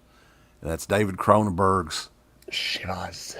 Shiver me timbers. They came from within. And this was one of those movies early, me and Uncle Bill just out of high school brought the VHS of, the original title. What'd you say it was? It came from within? Or? They came from within? Yeah. Mm-hmm. And I remember watching that and just falling in love with it. It's very similar to, in my opinion, just technically to Dawn of the Dead. Like, it looks like it was, you could watch those movies almost back to back. It looks like it was almost made by the same person. But it's got a lot of creepy shit in it. And it's kind of, I think it may be the original, like, Parasite type. Slug type movie there. So many great ones came afterwards, including Night of the Creeps and Slither. I think that's... yeah, exactly. But yeah, this one is definitely like, might be one of my favorite Cronenberg movies, actually. It's one of his very early ones. It's Canadian. It was funded by the government, was one of the funny things about it. Like, they had some sort of film incentive thing early on. That's right. And they pretty much paid for this movie. And then they were like, oh, God. What did we do? Though, he's got a new movie coming out. And something that gives me hope about that movie is they just recently screened it for the first time at the Cannes Film Festival. And, like, a bunch of people walked out. So, I think it's going to be great. That's a really good sign because it, like, disturbed a lot of people. But, yeah, the plot of this one, too, is, like, they're coming up with these parasites to help heal people's illnesses, like if they've got, like, a bad liver or whatever. These little leech things suck I don't know how it works. But it doesn't work as planned, and it causes these people to turn into mindless, sex-driven zombies. Yeah! It's a good film, though. And it's like his earliest film, but still yet, like, you can tell, like, he really knew what he was doing. And then somebody mentioned Rabid, too. I mean, I guess technically, Rabid is an infected people movie. But, I mean, if we're saying 28 Days Later, might as well say that is, too. And Rabid is one of my favorite overall movies. And so is from him, too, and The Brood as well. Did Criterion come out? Did they have a Rabid that came out? Or I know they did a few Cronenberg's movies. Videodrome. Scream Factory did Rabid, yeah. And Brood was Criterion. Oh, okay. But yeah, if you haven't seen Shivers, you can get that for real cheap. $7.50. By God. Oh yeah. All right, what you got over there, UB? Well, what's next on your list? You all know this one is coming too. So just imagine for a second, like a dark and eerie town, and then a priest chucks a rope over a tree, and all of a sudden the bass kicks in, boom, boom. Yeah, come on! I had that on my list too, Uncle Bill. I only have the Blu-ray of that on. Listen, is that the Blu-ray from? What do I have? I have Blue This is the Arrow Blu-ray, yeah. All right, I have Blue Underground. And it's 18. Only for true ballers and shot callers have this. You guys outdid me on that one. There's no better. I think we've talked about this a million times, but there's no better Fulci movie than City of the Living Dead, in my opinion. Like, there's definitely no creepier Fulci movie. Yeah, I mean, when I was grabbing some stuff off the shelf back there, I was like, I love Fulci, but, obviously. Hey, authentic Italian gold. Oh, yeah. We're going to twist it tonight. But I just... Mop it, son of a bitch. I just wanted to pick one Fulci movie because he has like 2 or 3 that you could easily that could easily be on this list. But yeah, the City of Living Dead, Gates of Hell would be the one, my one favorite one, I would say. Yeah, I picked one because you could theoretically pick Zombie or like The Beyond or any of those, but like that's the one that like I immediately think of when I think of like the Fulci trilogy. Now, did you guys get that? I don't know who was a Scorpion that did the Gates of Hell. Did you guys get that? Yes. Now, what's the difference? Because again, I have the Blue Underground one. There's an Arrow one, and there's a Gates of Hell Scorpion. What's the big differences between the I three? think I got that in here over somewhere. I'm not gonna try to find it. I'll never fucking get that. I think, but I was just curious because I didn't buy that Gates of Hell one with the slip. It looked cool, but I was like, what am I getting versus my Blue Underground one? I'm not sure transfer wise. Like, it says it's a new 4K transfer. I'm pretty sure. it does. Like, it's supposed to be a new 4K restoration. I wish I could fucking just grab it, but it's buried in one of these drawers somewhere. But Scorpion to me, like everything I've seen from them, it always looks really, really good. So I'm assuming that I haven't watched the Arrow version yet, but I'm assuming that that's probably about as best as it can look. Yeah. I want y'all to pound that bell notification hard. Pound it. I want more likes on my end than them. Ready, go. Do it. Hey, as long as you like it and subscribe, bulls, everybody's happy. Ring a bell and put a bunch of shit on there. I want you to rape that bell. Every time I hear Wes say, give us a thumbs up, I always hear you be in the background saying, up your butt. That's what it automatically happens. Because that ending seemed like a million times. Yeah. Yeah. Give that a thumbs up. Up your butt. Why is this guy asking me if I work at Walmart? Why? What are you getting? Where are we getting this from? No. What about Garrett would make you think that he works at Walmart? These aren't fake teeth, pal. Someone said that Garrett works at Walmart. I know. What's going on? He Someone does. said that? Who said that? Someone. I wonder who is that someone. All right, so I might as well keep on the full chain. Let's just go. Let's just get some zombie in here. Yeah. Still only 6 likes. That's a bunch of fucking bullshit. Look at, and I only I'm have the start Blu-ray. cussing at people. I only have the Blu-ray. This has the 4K, right? Yep. Yes. And a I didn't- 4K I didn't- remaster Blu-ray. I didn't upgrade it. This is like the original Blu-ray from Blue Underground. I So- swear to God, though, somebody was talking about like something with the 4K or something with the color correction or something like that. But the one that I watched, maybe it's on like certain TVs that does that.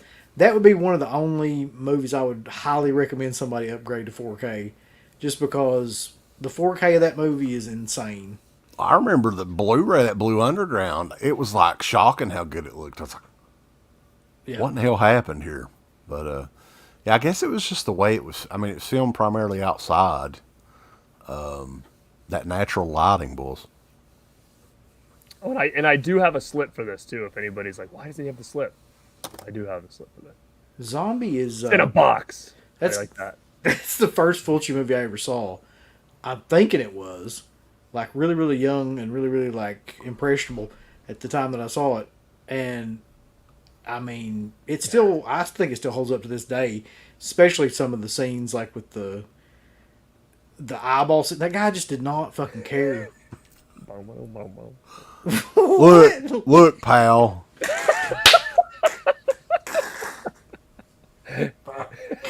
Say, let's get something straight here. Let's talk about something, baby. I do not have a Dolby Atmos system. I do need to. I've been looking at it, upgrading mainly, but that shit can be very expensive. The leader of the North Florida Mafia, I asked him what kind of sound system he had, and I could buy a good used car for what he paid for his fucking sound system. So He bought my car and the sound system. He doesn't care. He's killing it over there. Yeah, no, I don't either. I have it's nothing great down here. Good surround sound and stuff, but nah, got nothing. I have a Samsung soundbar with a subwoofer, baby. I got a couple Dixie cups on my TV speakers. That's my sound system. Listen, I don't even have a subwoofer down here. I've got You don't have a subwoofer, buddy. What the fuck are you doing? Got it. Nothing. Walmart doesn't pay me enough. No. Walmart's cutting back. Yeah, they're not paying me enough over there. No, I got like ceiling speakers and stuff in here, but no sub. NetStalker's asking if we have OLED TVs. I have a Samsung TV, pal. I got I got the LG, Owen. I've never heard of OLED before. Yeah, I mean that's the most expensive TVs you can buy, like the fucking $10,000 ones. That's the ones at Best Buy for like $8,000, $9,000. No, I don't have I had a good sound system in the car, but that car is now at Pop's Movie Dungeons garage. So check him out. I would be bother him down about it. to upgrade like the sound system if it was like $1,000 and less. I don't think that I could pay $3,800 or whatever the hell the mafia leader paid for a sound system. No. I can't You know what do it is too? I always like get nervous that if I have like the woofer and all that stuff, I'm like, I'd hate to like be blasting movies and all of a sudden like shit falling off the shelves. I'm picking up Jason masks off the ground. I'm like, I'd rather just not deal with any of that. So It could happen, yeah. that's one of the reasons I haven't gone down that route. Is I'm just like, I don't want like things rattling the walls. I got too much things hanging and displayed and balancing, and I don't know. To me, it's not that big of a deal. So, yeah, we want to continue on here. Whose turn is it? What are we talking about? It's yours. Your turn, bud. Who, me? Yeah. Wade looked around. He's like, well, fuck. What have I got left here, boys? Come on. We might as well talk about it, boys, because I only have one of these movies. We can talk about the other ones, because Uncle Bill, I know he likes the sequel. But to me, the original is where it's at. We're talking about Sam Raimi, baby. The Evil Dead. Whoa. See, I wasn't going to do Evil Dead because I thought that was demonic possession fucking movie. I asked him too when we started. I'm like, are we doing? Is Evil Dead going to be allowed in this? Look. So I just grabbed it. I mean, I guess they're zombies. They become zombies at some point or another. They're uncontrollable flesh eaters. So Evil Dead, though, it's been a while since I've seen Evil Dead, but that was one of those movies there for many, many years. I watched it 2 or 3 times a year. And it's the only one, like I like the second one. The second one's fun. But the original just has a bizarre mood to it throughout the entire movie. It's kind of hard to explain, really, but I don't know if it's scary. Yeah, I mean, it is kind of scary, and I like the stop motion effects and stuff like that in it as well. There's a scene where a girl gets raped by a damn tree. I mean, where have you seen that at before? I mean, this was 1980. What year was this? 1982? 1980. Was it 82? I don't know. All these things are running together in my fucking head anymore. The Evil Dead was another one now. We've talked about this throughout the night. That was not an easy film to find years and years ago. Like, it's crazy you can go in Walmart and get the 4K, which is where I got this one at. We'll be talking bad about that place. Walmart, boys. Don't act like you don't fucking go there all the time. That's the only place. I shop there all the time. Yeah, of course. Walmart's the place to be. I don't work there, there, get but the best I shop. prices. I mean, Cool. I don't know who would shop. We know for you secretly work there. Net Stalker fucking heard it from someone. Someone. Someone. Who is that someone? He's a stock boy, boss. Who is that someone? But yeah, back in the day though, Evil Dead was not an easy film to find at all. VHS stores here in Eastern Kentucky did not have copies of it. So, but yeah, I remember like the old Anchor Bay editions. I think this is one that whenever the new Evil Dead comes out, we will definitely do a history of on home video for all the Evil Dead movies. Even the remake. I kind of like the remake too. Oddly enough, it's one of the very rare. Yep. This remake is so good. Love You know what's funny though is Dana fucking hates that movie. I mean, her What, whole the gimmick. remake or the- Yes, the remake. Her whole gimmick is like she's an Evil Dead chick, right? She loves the Evil Dead movies, and she hates the Evil Dead remake. And I cannot, for the fucking life of me, understand. We got a why fucking that is. celebrity in here, boys. Rob your balls. Rob your balls. He's got like a thing on back.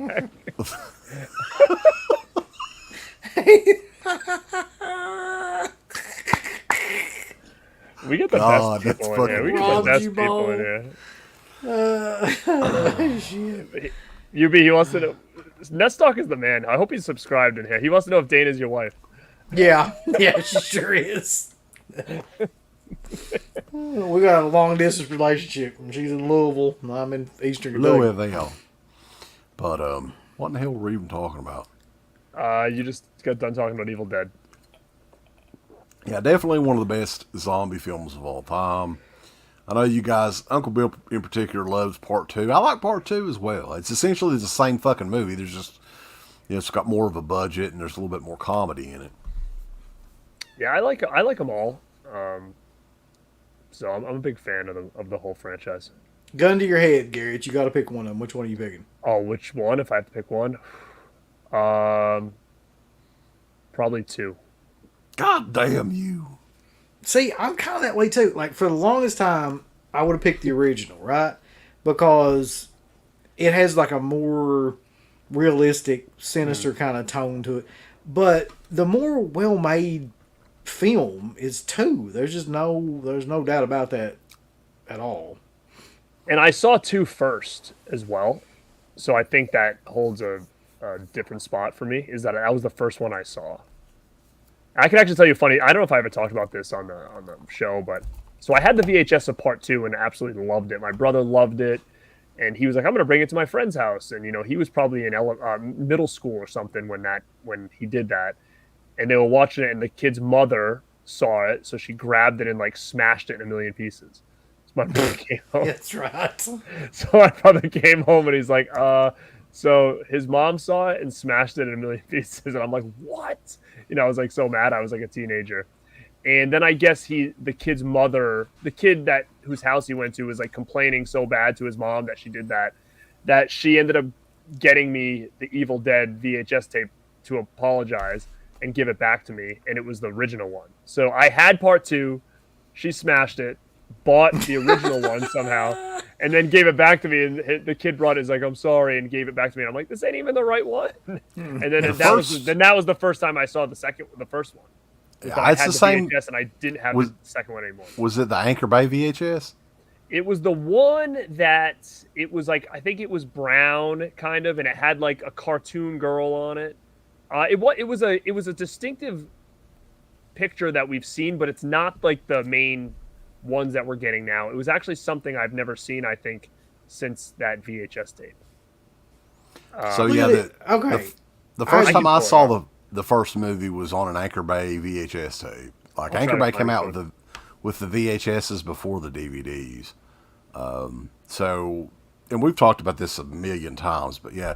As growing up, the Evil Dead VHS tape, I think it was Thorn EMI or HBO or whatever they were called then. They had a version out, but none of our stores had it. So I don't know what the deal was with it, but I didn't see it until I was 17, 18 years old. It was Anchor Bay. It's got a girl on the front that's her head's being held by a skeleton. It's like brown. I knew that was the one you were talking about. Yeah. Yeah. It's more of like a cartoon kind of thing. Yes. That's the one she bought me instead of the Part 2 that I had. And I think the Part 2 I had was just the skeleton head. Some new people in here give them a shout out. Ragnar 666. We got Sub-Zero. He gonna free some people tonight. Matt, and there's a few more in here. I'm probably missing you guys, but tons of people. We've got almost 130 people watching. And you know what else I want to say to the chat really quick is that, thumbs up if you guys haven't, but and subscribe to our channels if you haven't, if you're liking what you hear. But thank you guys for popping in, because honestly, and I kind of apologize that, we've got a lot to discuss tonight, so maybe we haven't been like going through all the chat stuff, but I'm seeing what you guys are saying. And I just want to say, I see a lot of new names tonight. Do you guys feel the same way? Yeah. So I definitely appreciate you guys popping in, because this is not a lot of the same people that we're getting, a lot of new people stopping in. So I don't know if you're new to my channel, new to DEADPIT's channel, but hopefully you guys are entertained, and make sure you're subbing to both channels. I've seen Zombie 3 come up here a couple of times. I don't know if somebody's just joking or what, but there you go. I'm pretty sure that guy has to be a troll, because he said Evil Dead 2 was boring. I'm like, I've never ever heard anybody say that. Oh, Netstalker must have a killer thing. He was born in the 60s? Damn. Wow. So no wonder why he can build additions on the house and stuff. Man, why are you drinking C4? You were born in the '60s, and you know what's going on. All right, yeah. Here's the deal, right? It's fucking. I woke up this morning at 3:30. He's gonna lay it out to you. Yeah, so on Tuesday mornings, I wake up at 3:30 every Tuesday. So for us to do shows right now, I have to do this. You know what, though? I'm not going to be up. I'll be in bed as soon as we're done. This doesn't keep me up. It just keeps me kind of like going, so that's why I'm doing it. I mean, I'm just so excited that tomorrow's the first of the month in Eastern Kentucky. And I think I might stay up all night to try to prolong the fucking torture that I'm going to go through tomorrow. Hey, can you help me? I need to pay my bill. I don't know where I'm at. I just took a bunch of meth. I'm trying to pay his fucking bill. So he's asking me. Peach drink, though, if somebody was wondering there. Now he's asking why I'm getting up early. I work early on Tuesdays, so I'm a fitness coach, personal trainer. So Tuesdays I have early clients and early classes and stuff. So every Tuesday I have to be up real early for those 5 a.m.ers that are coming to see me on Tuesdays. Buddy, Walmart's really expanded their services. It's like, get up early and train these people, and then do a fitness class outside and get your ass in here. You know what that reminds me of, though? Do you remember that fucking movie Gung Ho? Oh, God, yeah. The 80s movie about, like, had Michael Keaton in it, and they were, like, the Japanese took over this car plant, and they had them all, like, getting up at, like, 5 o'clock in the morning doing jumping jacks and shit outside. Dude, that was me this morning. I was doing jumping jacks at 5 a.m. this morning. That's right. People. Yeah, I was. Gung Ho. Now, I don't know if you guys, there's probably 4 or 5 movies that take me back to when I was a kid, and it was a sick day from school, and Gung Ho was one of those goddamn movies on TV. Gung Ho's a classic. Gung Ho, Ferris Bueller's Day Off was another one. Yep. Yeah, but that's what I think of instantly. It's just so weird. But who's next, baby? UB. Yeah. So somebody mentioned Reanimator, but like I was saying earlier, I didn't know how far we were getting into. I'm not picking Reanimator. Don't put it up yet. Oh, I thought you were gonna pick it. I'm just saying. You were gonna pick it. Somebody mentioned it, but I didn't consider it is a zombie movie though, if you think about it, because they come back to life. But whatever. I'm picking Shaun of the Dead. Nice. Shaun of the Dead. Yeah, because go ahead. I mean, when we first saw this movie, I'm going to be honest with you, we saw it in the theater. I didn't like it. I don't know what I was expecting it to be like, but really nothing you can expect it to be like the first time you see it is what it's going to be like.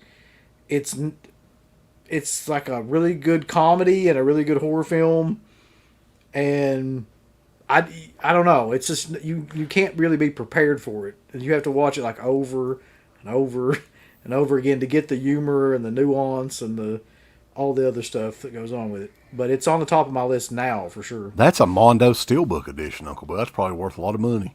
It is. I don't think it's worth that much money. Well, it's really the film that kick-started Edgar Wright's career too, right? Yeah, definitely. I mean, before this, I think sure he did a movie before this. He's done a TV show, I think. TV show, yeah.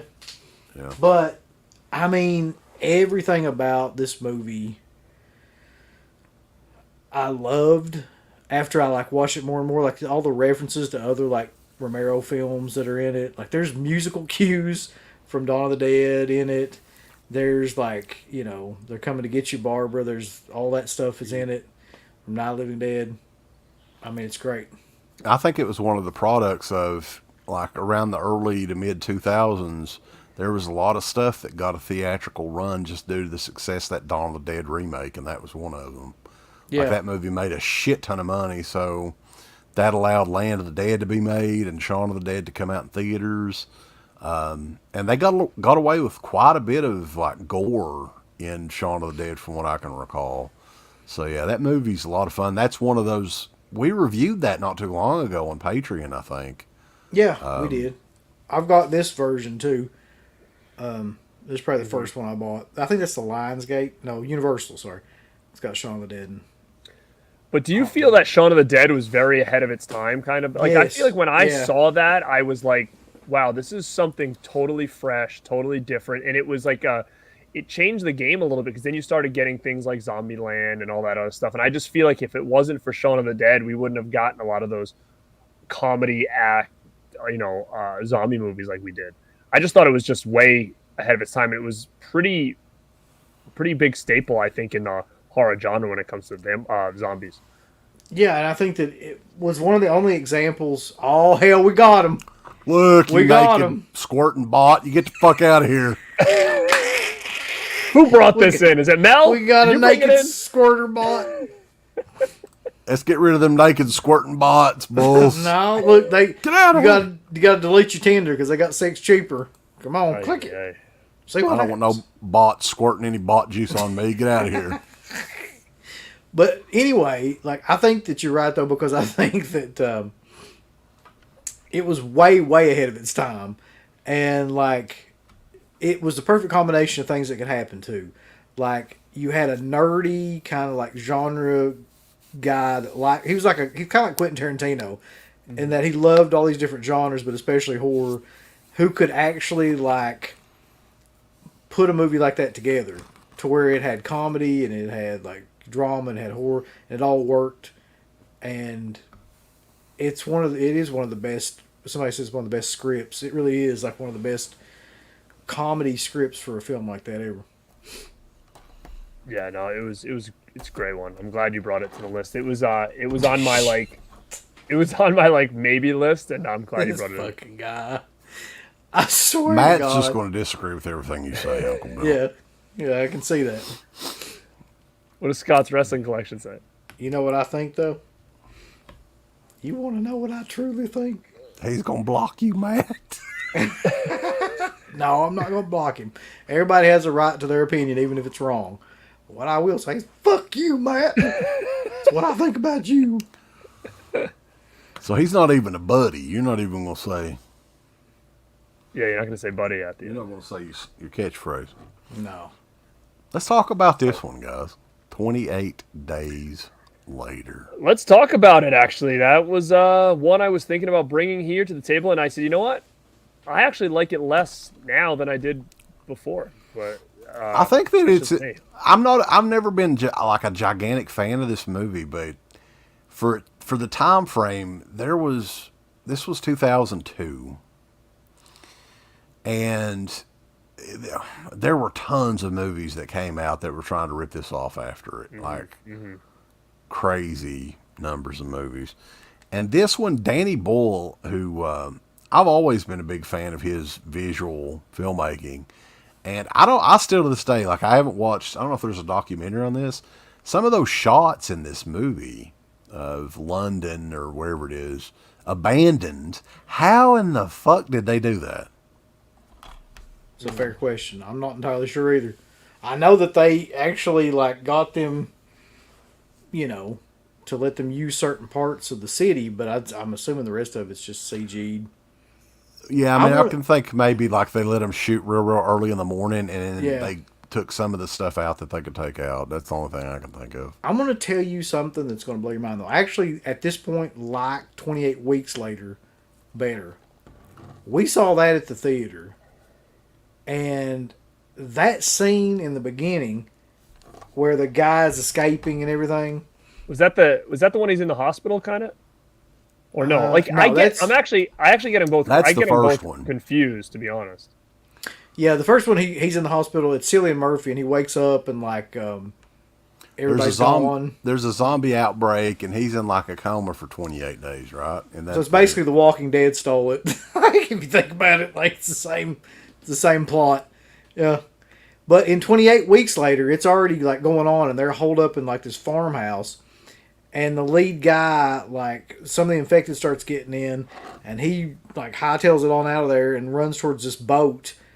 And all the while, the music's playing like the swell up music. I forget the name of that fucking piece, but it's in 28 Days Later too. I'm pretty sure. Mm-hmm. Yeah. But he meets up with his wife, and it comes to find out like one of them has the gene where they can't become infected by the virus, and that's like the key to curing it or whatever. Anyway, I like that movie better than 28 Days. Oh, Curly Jaw says he can make a better movie than 28 Days Later. Of course you can. here's my thoughts on it now. Again, I'm coming at it from, I have not seen these movies in years. When it first came out, I think, well, that's where I'm kind of getting at with this, is that when I saw this in the theaters, I believe I saw it in the theaters. I saw one of them. I loved it. And then I remember 20 weeks later, I was like, oh, I love it too. And then, they're like, oh, there's going to be a third and this, that, and this. And then I tried to rewatch it again, like probably 5 years ago. And when I put it on, I was thinking to myself, wow, I don't remember this looking so terrible. Like, I felt like the quality looked awful compared to what I remember it. Like, it just looked very bad. And I don't know if it was just the DVD itself, if it was filmed weird, like, but I was like, I watched like 10 minutes and I was like, ugh, like this, I don't like this. And I like turned it off. But I think to me, is that like, see Garrett, he's just sitting there. I don't like this. Yeah. I was like, I don't want to watch this. This looks boring.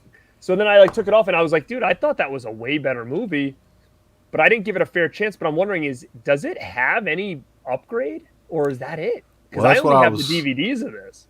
That's what I was going to mention, because there are Blu-rays of this. Okay. And the other one, or no?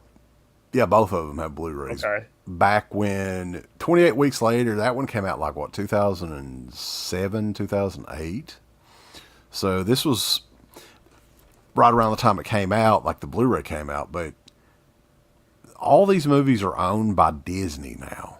So what do you think the odds are of Disney doing like any 4K upgrade release on it? For one thing, they're not licensing these movies out. That's not going to happen. So odds may be very slim that these are ever going to get a special edition. Like you were saying, the 28 Days Later, and I think the Blu-ray of 28 Days Later is not very good. It's not gotten good reviews or anything. So I'm not sure how they filmed the movie or anything.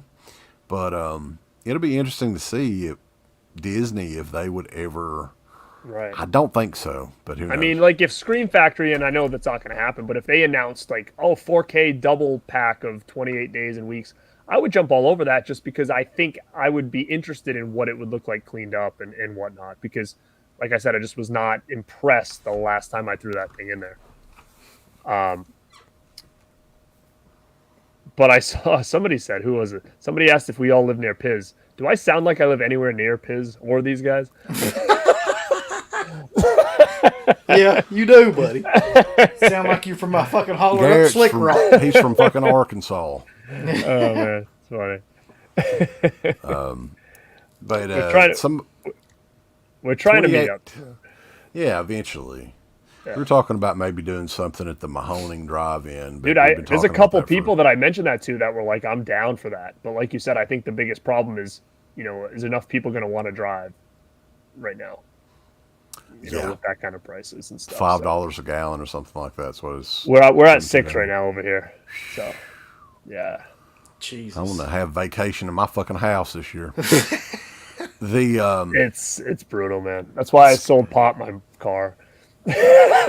Scott's Wrestling Collection and James Hester mentioned that 28 Days Later was shot. Well, no. Scott mentioned it was shot on video, mini DV tape. That's odd. But the only part of 28 Days shot on film was the last scene by the lake, according to James Hester. Yeah, that's just so odd that they would shoot a film on DV tape. But yeah, I mean, I guess I can see that. So what do we got next, boss? I mean, I've got a few over here. Do you guys got anything left that we haven't discussed yet? Yeah. Show it up. I got this fucking classic right here. I don't want to hear nothing about it. I don't hear you. I got one that I'm surprised that... you listen. Oh, fuck. You listen to me, motherfucker. I don't want to hear a word. This is Dr. Butcher, MD. You talk about how great it is, because I'm not going to say nothing. Zombie Holocaust. Garrett, have you ever seen Zombie Holocaust, a.k.a. Yeah, Dr. Butcher, that DVD. MD? I had that Blu-ray and I sold it. God damn it. Because it wasn't worth keeping. Yeah, Buddy, look. And I sold it. If you ever need to know anything, just look at this picture in here of that cannibal with a machete in his hand. Does that go by a different name? Because I think I might have said to myself, I already own this. So Dr. Butcher, MD, a.k.a. Zombie Holocaust. Maybe I have Dr. Butcher MD. Was somebody Wait a did someone minute. put that out like under that title? Yes, but I'm trying to think. I thought it might have had a reversible cover, but the Dr. Butcher MD is like white, and it's got like a picture of a crazy like mad scientist doctor looking guy on the front of it. There had to have been a reason I got rid of that because I would have just sold it if I didn't own it in another way. Maybe I had the DVD. I don't remember, but I yeah, don't I just remember listen. selling that thing. I'm not saying it's a good movie, Good. but it's on par with like Burial Ground. Burial Ground. Yeah. Yeah, you know what? It's- Maybe that's why, because maybe I owned it in that 3-pack or something like that it came with Burial Ground and something else. I don't remember. Shriek Show. It did come from Shriek Show. And they Yeah, did put out that's those probably what it 3-packs. Yeah. Bug-Eyed Betty said that she got it from Severin. Oh, really? What's Bug-Eyed Betty doing in here? I thought she was Pop's woman now. Oh, yeah. Well, somebody said something. Somebody said, "Where's Zombie Strippers?" I own Zombie Strippers on DVD. Is that the one with Jenna Jameson in it? I have it Yeah. on Blu-ray, actually. God damn it, why? You bitching at me and you got zombie strippers. That was on one of them they sent us to review years ago. Don't you lie to these people. And Matt brought up Nightmare City. I haven't seen that in a long time. I have the Anchor Zombievers. Bay one. I actually was going to Yeah. pick that one, but I don't have it on anything except fucking DVD. Yeah, What so do I. about, The Anchor Bay? This is kind of very loose. What about Demons? Lamberto Bava. No, those fucking demons. It's in the title. You can't say that. Why? It's That's what kind I of a thought, too. zombies, though. I It could put it in easily my, be a like, zombie. Possible title. Possible list over here. No, that don't count. It's fine. But I know a lot of people talk. I saw this come up in the chat, and I brought it to the table. Was this? Nobody was looking at me. What do you guys in the chat think of this one? I'm not. Oh, yeah, that one I definitely Planet would. Terror, by God. I would definitely I love put that this one up one. there. Loved it. I went Did to that you double see- feature in the theater. Did you see where Quentin Tarantino was saying that Death Proof, he thought Death Proof was his worst movie? Yes. Really? What I the mean- fuck? Death Proof, I man, thought Death Proof okay. was really well done. I I've love seen Death Death Proof a bunch of times since we saw it at the theater and everything, and I really liked it at the theater, but he's kind of right, though, in my opinion, because listen, just bear with me. There's about 20 minutes of killer shit in that, and then there's like an hour and a half of women talking. And I do mean an hour and a half of just women talking about Well, so shit. they're good-looking women. They can talk all they want to, and I'll look right at them. I don't give a fuck what they look like. They're over there talking about just the most inane shit you can imagine. Like, I don't care what Jungle Julie or whatever Yep. her fucking name is has to say about anything. Oh, she's in Malignant. The Planet Terror, though, the single edition Blu-ray, that's the way to go, because that The movie, only way you can like, get this in grain free, right? Is yeah, that it's what it is? pristine quality. Nah. It looks great. So that's why yeah, I kept it, it's because fun. it's the only way you can get this like no grain version or whatever. So I hung on it. That'd be a Hold on. cool one for 4K if they would do like a box set. Let me just take a moment here real quick. Sure, but If you're going to insult me, motherfucker, then at least get a spell check. Clutter with 2 D's. God damn. He's I just wanting can't you to stand people like that. build some shelves, buddy.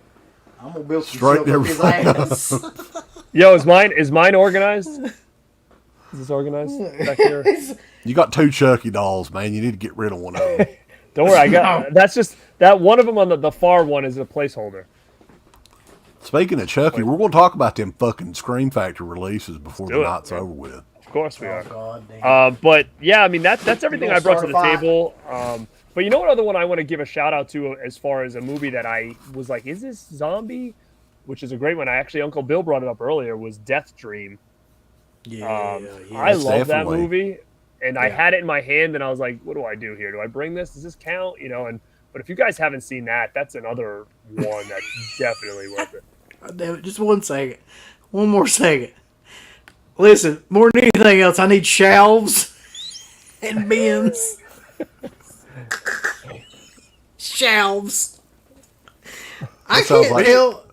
Well, a shelf sounds like some sort of biblical thing. or Oh, something. God. What about this one?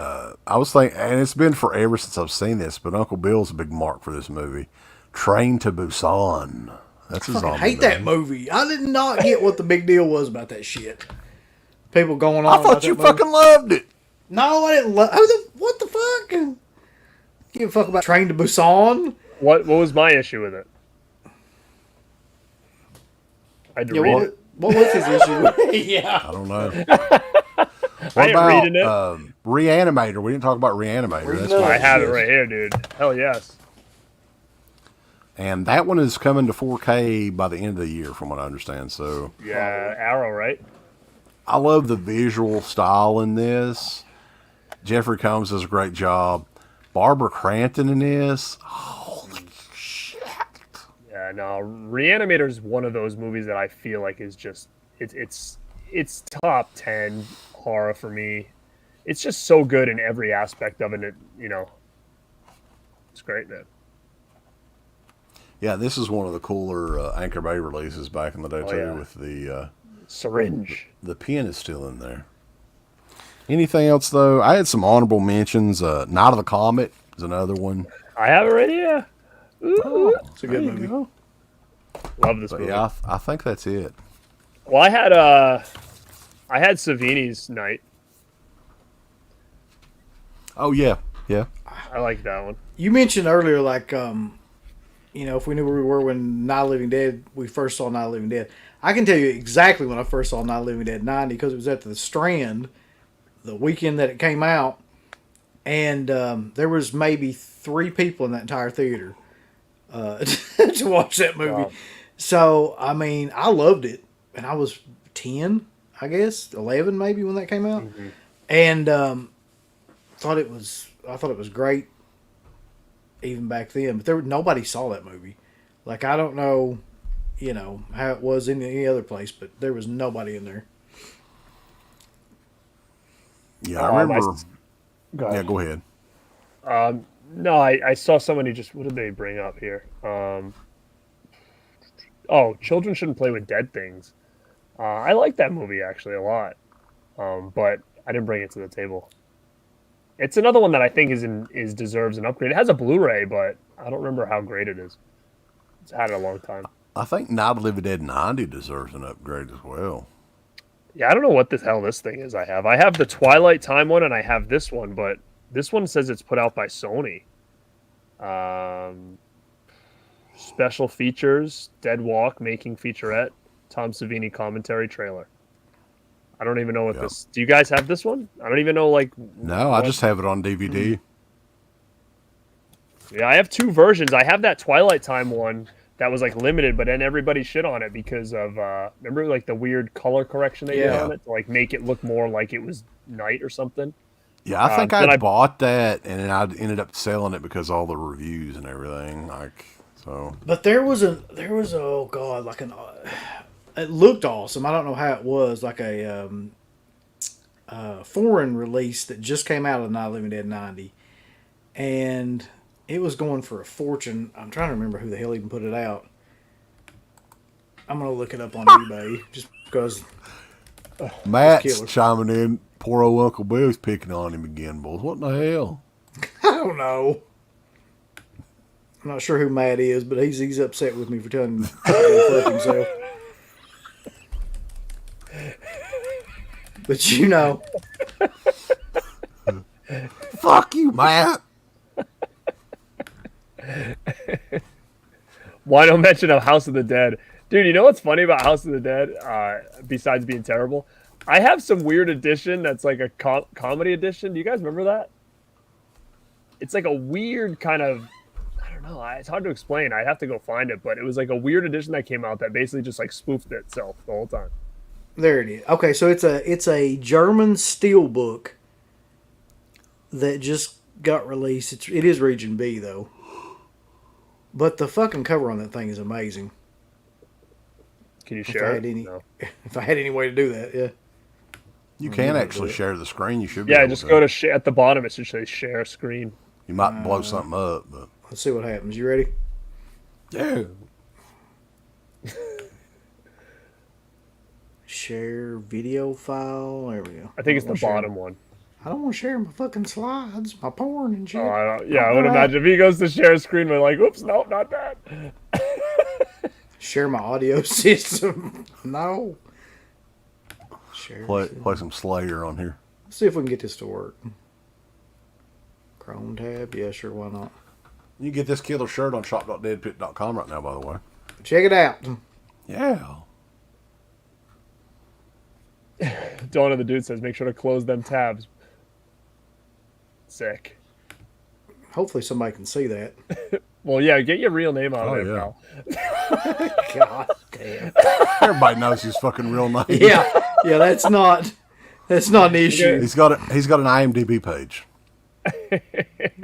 It's gonna be getting all this like mail. That is pretty cool, though. But that is pretty badass, yeah. Yeah. It is nice, and he's not on social media, so don't bother him. Yeah, you bother me enough in here. But that's let me get rid of that shit. That is the only version of that I know of that like recently came out, which is insane considering how popular that fucking movie is. So yeah, that is the greatest zombie movies of all time. That's some of our picks. Yeah.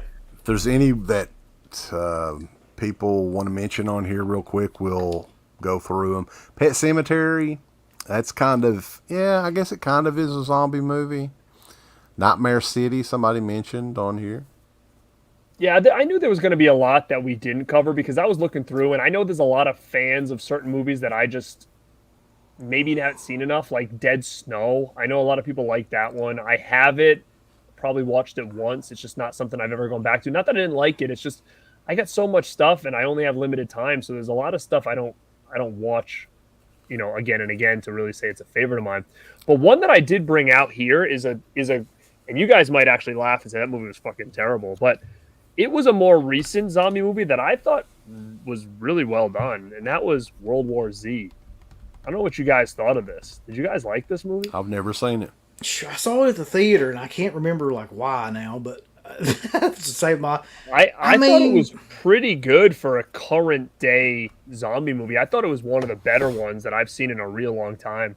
And I saw someone else in here. Cemetery Man was another one that I had in my hand that I was like, I have too much stuff here. I'll throw that back. But honestly, though, like Cemetery Man's okay, but I wouldn't put that in my top tier zombie movies of all time. The best thing about Cemetery Man's that girl's tits. Oh, you know what? Everybody knows that scene. Somebody put up Dead and Buried. That was another good one. Rock Zombie. No. Tombs of the Blind Dead. I'm not sure if any of us have seen Tombs of the Blind Dead. I've seen it. Seen it, yeah. It's a been long time ago, yeah. Now, did you guys get that new edition? I did. I haven't even opened it yet. Yeah, like I was gonna buy it, but I thought it was the whole collection, but it's just part one, so I was like, I'll even though that is the best one in my opinion, I think, as far as I remember, because I have that tomb set or whatever that looks like a little casket. I forget who put that out back in the day. Wreck is one that we I know it's in a lot of people's lists. So some people are saying like Return of the Living Dead we already mentioned, yes. Burial Ground we mentioned, or I mentioned in conjunction with Zombie Holocaust, so we kind of got those. Let Sleeping Corpses Lie was mentioned. That was mentioned, sure. Yeah. Cooties was not mentioned, but Yeah. Cooties. I've seen that. Have you ever seen it? No, I have it on Blu-ray, and I watched it once, and I don't remember much about it, to be quite honest with you. Serpent of the Rainbow, okay, that's one that I didn't think of. That's kind of a witchcraft. It's a real zombie movie. Like, yeah. Shockwaves, okay, that's another one people like. I've never seen One of the Dead. I know people do talk about Tokyo Zombie. One Cut of the Dead's another one that we reviewed last year that kind of got high praise. Well, so what's Stuntman Mark said, does Cabin in the Woods count? Good question. It's got zombies in it. Yeah, I'm not a fan of that movie though. Really, I kind of find it pretty fun. For what I watched it once, and that was plenty enough for me. I was just wanting to leave the theater. Not a fan. What's the matter? You didn't like when they were like crashing into the imaginary wall or whatever? You didn't. I just. Oh God. You're like, what the hell's going on here? You know what? I did consider Resident Evils, and I was like, I'm not a fan of them. I actually think part 2 is my favorite, but it was, oh yeah, Video Dead. That's the one I didn't bring in. I knew there was one I wanted, and Video Dead was one. Yeah, I love that movie. Painful Hottie is getting all excited about tomorrow morning. Getting ready to go camp out at the ATM machine in Painful. Are you excited for it tomorrow? Oh, yeah. I'm excited helping all these assholes spend their money as quick as possible. That's going to be a lot of fun, I'm sure. Zombieland is... I don't mind Zombieland. Beyond, it's okay. That's another one. Beyond, yeah, I love Beyond. We mentioned that a little bit earlier. Fido. I could do without it, but it's okay, I guess. It's not the worst. So, yeah, that is the list. One last thing we're going to talk about, and then we're going to get the fuck out of here, because this is... A lot of people are very excited about this, and I'm not going to dog on them too much, because, hey, if they're excited about it, they want to throw down $230-some or whatever the hell that package is. Oh, yeah. Go for it. But I don't know if this is the big announcement for the fall for Scream Factory. I think it is. I don't think they have anything else that big planned. Maybe I'm wrong. But they made the announcement, what is it, Monday? When did they make the announcement? Yeah, yesterday. Monday. About yesterday. The 4K remasters, Child's Play 1 through 3. And Garrett kind of did a stream about it, talking about it. And you're going to upgrade those, you said, right? I will. I will get something. I don't know what yet. I'm a big Child's Play fan, as you guys can tell. It could go, to me, it just goes back to the same thing with Scream Factory, is that there's always something now. I feel like if it's not a replacement disc, it's we're not going to add slips, or we're not going to do this, or we're going to charge you this, or the posters are going to come damaged and we're not going to replace them. Like, there's just always something that and again, people could say, oh, you're being nitpicky, but I told you my biggest concern with this whole thing, in my opinion, is that number one, we're basically getting the same thing we have with the Blu-ray as far as the poster artwork. Like, they couldn't put a new cover on there. You're getting 2 extra slip covers with commissioned artwork, and the main 2 slip covers are going to have the original artwork. And it's like, why aren't we getting an additional slip cover to match the original artwork with the first one? Like, that to me that drives my OCD freaking crazy. And you know what else is funny is I went back on the site today because people said the figure sold out, which is a cool figure, but I don't like that scale Chucky. I don't have any NECA Chuckies except for the one that came with the last bundle that they did back in the day. But dude, you know what I'm noticing? And if you guys know any different, let me know. It looks on the Scream Factory site that if you buy the editions separately, it doesn't look like you're getting a slip. And I don't know if that's just a mistake as far as how they're displayed on the site, because it doesn't say anything about them. It says poster plus poster, but the image has got no slipcover on there unless you buy it in a bundle. Now, I haven't heard anybody talk about that yet, or I don't know if I'm just looking into it, but do you think that could be a thing? That they're going to start making the slipcovers extra? I could totally see them doing that at this point. I don't know if you guys want to look at the website, if you look at the single standalone edition, there is no picture of a slipcover in sight. It doesn't mention a slipcover in there. It just mentions you get a poster with this edition. Now, what they did with Happy Death Day makes me think like maybe they are going to start pulling a stunt like this. So if that's the case, to me, I'm like, well, it almost is going to force me to buy that slipcover edition for $115 or whatever. Yeah, how fucking crazy is that too? Like, it ends up being, what is it, like $45 a title or something like that? Yeah, I mean, you do get a lot of extras, which I don't think $115 is a bad deal for that, but I don't have a lot of use for a lot of that shit. Like, I'm not going to hang those posters. I'm only going to have one set of slips, right? So I don't know. For me though, like, and I like the first 2, but I like them. Like, I'm fine with the Blu-ray. Those movies in particular, like, they're fine if I want to watch them. I'm not interested in extras in any of those movies. I'm not really interested in commentaries for any of those movies. So the little cheap Blu-ray set that I've got that I paid $20 for all 7 of those damn movies. That's good enough for me. No interest in upgrading those at all. Well, here's what I have. I have this thing, but I don't know if I'd ever get rid of it because like I got it signed here. You know, Yeah, you Alex can't get rid of that. I'm probably not going to get rid of it. It just sucks to have to add more to the collection, but I wish it was presented better. I would have liked to have a box that they could stick them in and stuff.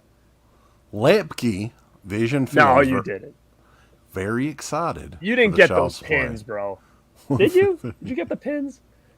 I don't get the pin thing. I really don't, because I don't. What are people doing with these? No, walking around with them on their jacket? Like, I feel like the pin game is gone. Like that was like for me like a 5-6 years ago that those things are popular, and for an extra $60 to get 4 pins. What do people do with the damn pins anyway? Like, I'm kind of confused. Do you just have like a display, like a piece of fucking cloth or something hanging from the wall? No, I know people put them on like cork boards, but again, to me, that's wall space, which I would rather have like a poster on or something. And, you know, eventually with time, you're going to run out, and then what? You know, so I don't know. I never was really into the pin thing. One thing that I wanted to mention, I'll get Uncle Bill's thoughts on the Child's Play thing. He'll probably buy them, I'm guessing. I'd say he'll get them, but we'll ask him here in a minute. They sent an email out today. They're delaying Cat People and the Funhouse 4Ks for over a month and a half. So they're originally supposed to come out in late June. Now they're coming out in early August. I pre-ordered Funhouse, so that kind of sucks. I think it's always something like that, though. Really. Yeah, the Child's Play is supposed to come out sometime in August. Ain't no chance of them coming out in August. They'll be out September, maybe early October. Well, here's another thing, too. Somebody told me today, and I haven't looked into it because I have no interest in that figure. I know Uncle Bill's a NECA guy, too, so I'm curious to see what he thinks about that figure. But the figure is gone. Yeah, it's sold standalone. out. You can only get it in a bundle now. But now people are saying if you buy it in a bundle, it's not coming until December, and you've got to pay an extra service fee for them to deliver that in December. Like, it's not all included in this thing, and if that's the case, that kind of sucks, right? Like, you have to pay extra shipping because it's going to ship separately. Like, how is that on you? You know, it's strange. And here's my issue too. It's like, dude, I pre-ordered 2 NECA life-size Chuckies 3 years ago, and we're going to be like, oh, well, instead of putting those out that you're waiting for, we're going to create a new one for Scream Factory. Like, no, like, dude, where are the Chuckies that you promised me 3 years ago? That's my issue too, is it's kind of like, you guys are backed up on some real pricey stuff, and we're going to worry about getting a charred Chucky 4-inch figure out to everybody. I don't know. That's kind of bothersome to me as well. In terms of like, look at there she's going to happy early birthday, Jamie Happy Hart. birthday, kid. Live stream wearing the Born2BeRad shirt. Oh yeah. Appreciate that. I'll be watching then. Yeah, happy birthday. I'm turning 29 in March myself. But I'm not going to be buying any of that. Why not? Child's Play is one of those movies. I love the movie. I like the second one. I kind of like the third one, whatever. I really like Bride of Chucky. But I'm not going to upgrade that to 4K. I don't need a bunch of fucking more posters that clearly are not going to go anywhere. I don't need an enamel pin set. I'm sure of that. The only thing in that I wanted was the figure, and I tried to buy the figure and it was already fucking sold out. So it's like, I'm definitely not going to buy $150 worth of shit to get the figure. That's just kind of where I'm at with it. Yeah, you will. You've got the money. Net Hero said that you got it. You heard from somebody that you have a lot of money. Somebody told them. Don't be someone. Someone said you can buy anything you want and you can put additions on your house whenever you feel like it. So Wet Movies in the house, boss. He's rocking the Born2BeRad shirt today as well. Look and he at felt this like guy. a fucking pimp. Thanks, bro. Hey, I'm going to try to ship your stuff out.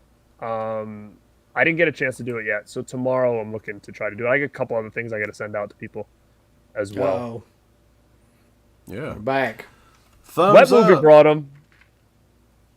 Oh, is the Squirting Bots back? Yeah, Wet Movie brought him in. How dare you? Let's block the squirting bots again. I don't like getting wet on here. I don't want them squirting on me. Yeah, people are saying, but Uncle Bill got the dick demon. I did get the dick demon.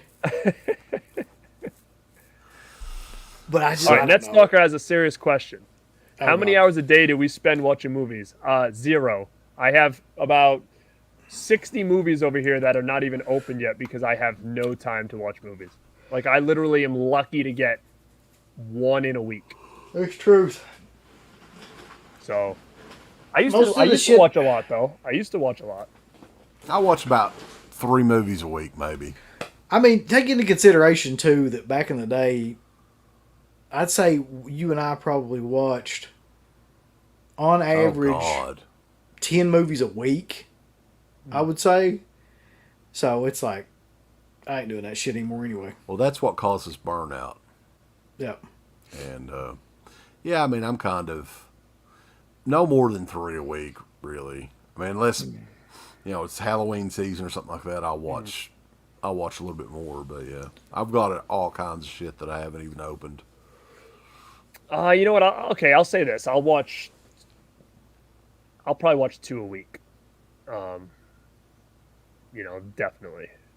But yeah, it's tough. It's hard to get them all in. It sucks in a way because I would like to, but I just don't have enough time, especially with my work being so hectic and trying to schedule shows and be on other people's shows. So tomorrow, you guys don't know, you can go check out Sledgehammer Horror. I'll be on his show tomorrow night. We'll be debuting that. Cool. So yeah, it's hard, to try to balance everything out. I have a young son. Work's hectic. I got an online coaching business I do, and then trying to schedule. So to fit in movies, it gets hard. And do you guys kind of feel the same way, or do you, like for Uncle Bill, like for instance, do you guys do something where you all will sit down and watch stuff? Like your kids watch this kind of stuff, yeah? It just depends on what it is. Because, like, for instance, they watched all of the Stranger Things stuff. Mm-hmm. But, like, and there for a while there, they would watch some of the stuff. But, like, when you get into the stuff that we review on the show, like, they can't watch that shit. Like, the sadness. I can't imagine, like, sit down. Let's watch this together. My son comes in and he's like, "Can I watch this show?" And it was Stranger Things. I'm like, "You can't watch it, man," because he's so young. He hasn't even had like a nightmare or anything yet. And I'm like, as soon as he sees this friggin' Hellraiser dude, he's probably gonna be up for like 3 nights or whatever. So Well, you're warming him up. He's watching some DEADPIT videos, I noticed. Oh, he was watching that today. Today he was. I come out of the shower to get ready for the stream, and he's laying in my bed watching these 2 guys' Night of the Living Dead thing, and he kept rewinding it because he liked when you went "Nay," and he kept going back to the beginning and watching it again. It's his signature And every time he sees almost Uncle Bill, over. he said, every time he sees Uncle Bill on a screen, he goes, "Dad, that's the guy from Beetlejuice." He says. Oh, yeah, Alec Baldwin. He goes, I go, from Beetlejuice, he goes, "Yeah, he was the guy who fell in the water." He thinks you're, He's picking on Uncle Bill now. He says, "So you don't mind spending $200 to $300 on vinegar syndrome titles, but not the Child's Play upgrades." Yes, because here's the difference. I make don't a good point, though. I don't have those movies on true. anything. I've got like a fucking shit ton of Child's Play editions. I don't need another, series of Child's Play editions. I gotta be honest. I mean, everyone knows look at I'm Matt. not It's a comment. me and Uncle Bill, either one's not the biggest Scream Factory fan, but in 100% sincerity, none of these 4K releases that they've announced post, like the Halloween ones, have done a damn thing for me. Like, I don't think they've had one that have been like, "Oh, I must get it."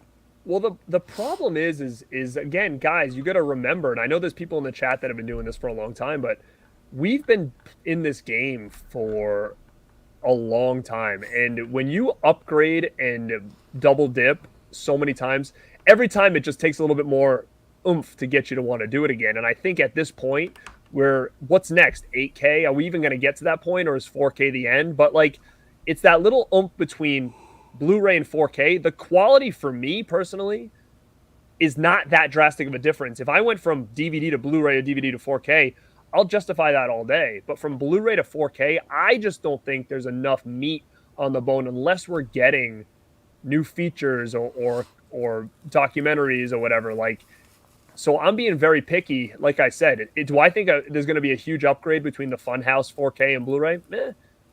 maybe not to the visual eye for me, but I just think that movie looks so great. I want it in its top quality. And I just don't think there's enough meat to go from Blu-ray to 4K in a lot of these titles that we have all these editions for. Me, I'm just crazy when it comes to certain things. Like, do I think the 4K of Child's Play 2 is going to just blow this box set out of the water? I don't know. I mean, I don't think. Who's to say? But, Last time, and I think that's why I understand where he's coming from, where he'd rather spend money on movies he doesn't own than something he owns 6 other times. Right? Like, yeah, I mean, that's kind of where I'm at with it. And I think that's why Vinegar Syndrome is actually like as popular as they are. Because I think there's a lot of people that would rather see, even if they're incredibly shitty, which they are, would rather see like movies they've never seen before remastered, as opposed to like the same thing over and over and fucking over again. You know. Well, you're getting Arrow's getting some of these titles that maybe the source material is lost, but they're getting multiple copies of 35 millimeter film print and cleaning those up and making a Blu-ray out of those. I think Vinegar Syndrome's done the same thing as well. So, yeah, I'm more interested in that and, like, yeah, how many times can you rebuy this shit? Like, for one thing... It is a personal preference kind of thing because, you know, like Garrett was saying, like, if there's a particular movie you like and you think it would look good on 4K, I mean, like, Funhouse, I'm all for buying whatever you want. It's just, I've got an issue, same as you do, with Screen Factory anyway. Like, I don't really want to give them any money. And if they're not going to do anything different with it, they're not going to put any new extras on it. They don't really care, like, you know, other than upgrading it to 4K, then fuck that, man. Yeah, I mean, I see what Lepke's saying here. And again, I'm a big fan of 2 and 3, and I can't wait to see what they're going to do to these. And that's a main reason why I'm going to grab this set. To be honest, part 1 on 4K, it's just kind of, for me, it's kind of just coming with the bundle. Because I have the Blu-ray, but at the same time, if I get this 4K and it's got the same art and all this, then what's the point of me having that Blu-ray anymore? The Blu-ray is going to be in there. It's going to have all the same features. I might as well just sell it with the slip and see if I can pay for, you know, a little chunk of my set. I mean, I'm just not a completist as much as I was before. And I think that companies like Screen Factory have created that, where before I would have bought whatever they put out. But now I'm like, I can't keep doing this, you know, and I may look back and be pissed that I didn't buy all these Screen Factory 4Ks with the slips because, you know, every time I say no, it's hard. It's hard for me to say no. But Matt's mentioned on here, though, that the Blu-rays of Part 2 and 3 are absolute garbage, which I'm not a big fan of the third one. I don't think I've ever watched the third one on Blu-ray. I remember Part 2 looking okay.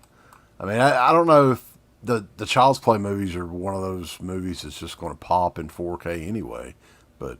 we'll see. I mean, yeah, I'm definitely going to buy them, guys. I'm just trying to think which version I'm going to get. I'm assuming if I had to throw it up in the air right now, I'm going to say I'm probably going to get that bundle with the extra slips. Because now, if like we said, I don't know if you heard it here first, but I just noticed it when I was looking at it today. The standalone editions don't look like they have slips. And if that's the case, then... if you're a slip person, you're going to want to buy this bundle to be safe, because if they're going to start releasing these with no slips unless you buy the bundle, like, this may be it, because on the site itself, those standalone editions, there's no slip cover anywhere to be seen on them or in the description at all. So I don't know if it's just an error or if there's an actual reason behind that. I mean, that makes sense to me for like the next thing that they would start doing, because if they really are like wanting to get people with those kind of editions and make them buy like the box stuff together like that, that would be the perfect way to do it, because they know that people that collect that stuff are gonna buy it that way. Like, for instance, let me see if I can. I'm gonna see if I can share my screen here, because I have that site pulled up, and just so you guys can see what I'm talking about. Nope, that ain't working. I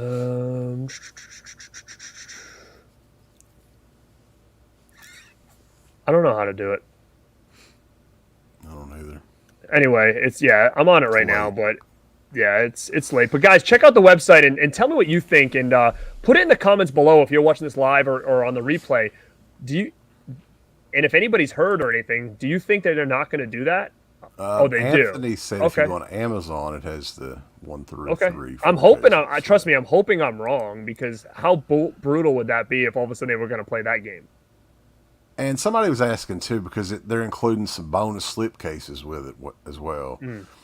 Are they going to be the Halloween 4K style slipcases? I highly doubt that. That I don't know, but I highly doubt it because especially if we're only getting that same slip we got with the Blu-ray, which to me makes it seem like they didn't really put much extra effort into doing that one, that they're going to change that into a hard box. I don't think they would.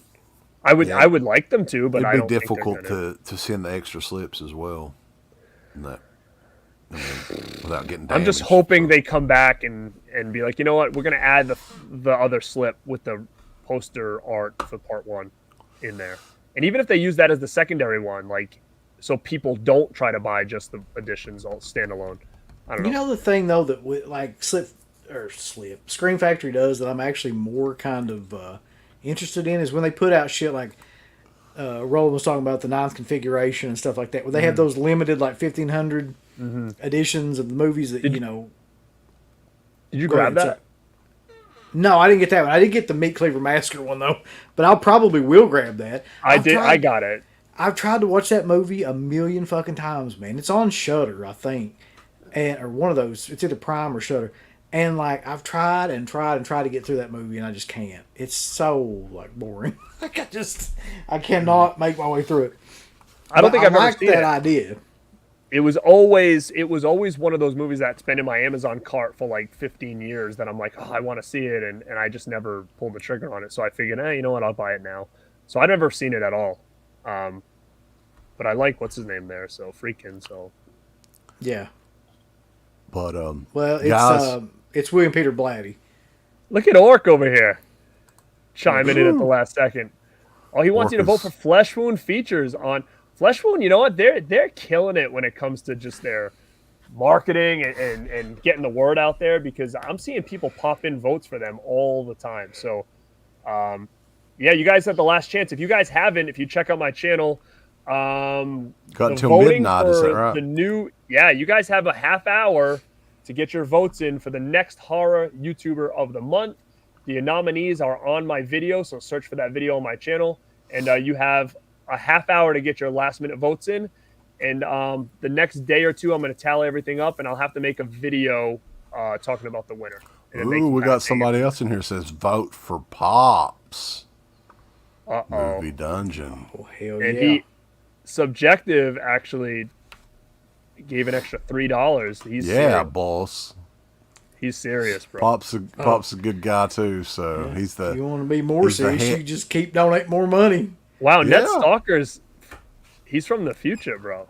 Sick. Oh shit. 2112, hell yeah. He's been buying since that Rush album came out.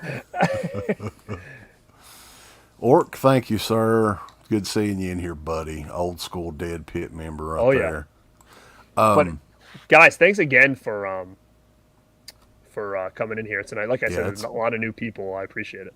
Been a busy night for sure. A lot of people enjoying the zombie talk for me.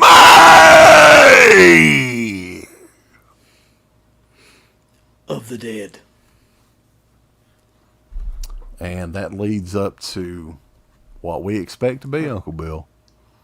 A cruel summer coming up, boys. That's right. So I guess next Monday is, what is that, the 5th? Monday the 5th. We'll stay on. Uh-oh. What the fuck?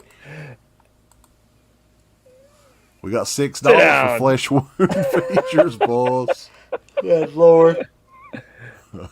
Sit down, he says. I love it. Sit down, pal. Look, next Monday the 5th is Monday Night Jaws, the first edition. And are you going to review one Jaws movie a show? Or is yes, one Jaws movie is a show, and then I'm going to, before? in the meantime, be putting all these cabinets and shelves and shit. So what happens when you get finished? Are you going to do Cruel Jaws? That'd be a good idea. And then after you're done that, you can start reviewing old Curly Jaws' videos? That's right. Very good. So, yeah, that's starting, and then we're going to be doing a new, and I've gotten with a couple guys, WrestleManiacs episode. We've been talking about that, so that'll be making a return. And we'll go ahead and talk about the subject matter on that one is going to be the worst wrestling factions of all time. So that's going to be a fun show. We'll have some different people on the panel too, which will be cool for you guys. We might be talking about the X Factor. It's one of Garrett's favorites. I kind of really wanted to know. With Uncle Cracker. Yeah. Oh my god. Oh shit. You're dealing with the X Factor. I got everything I ever wanted, and I'll never take it back.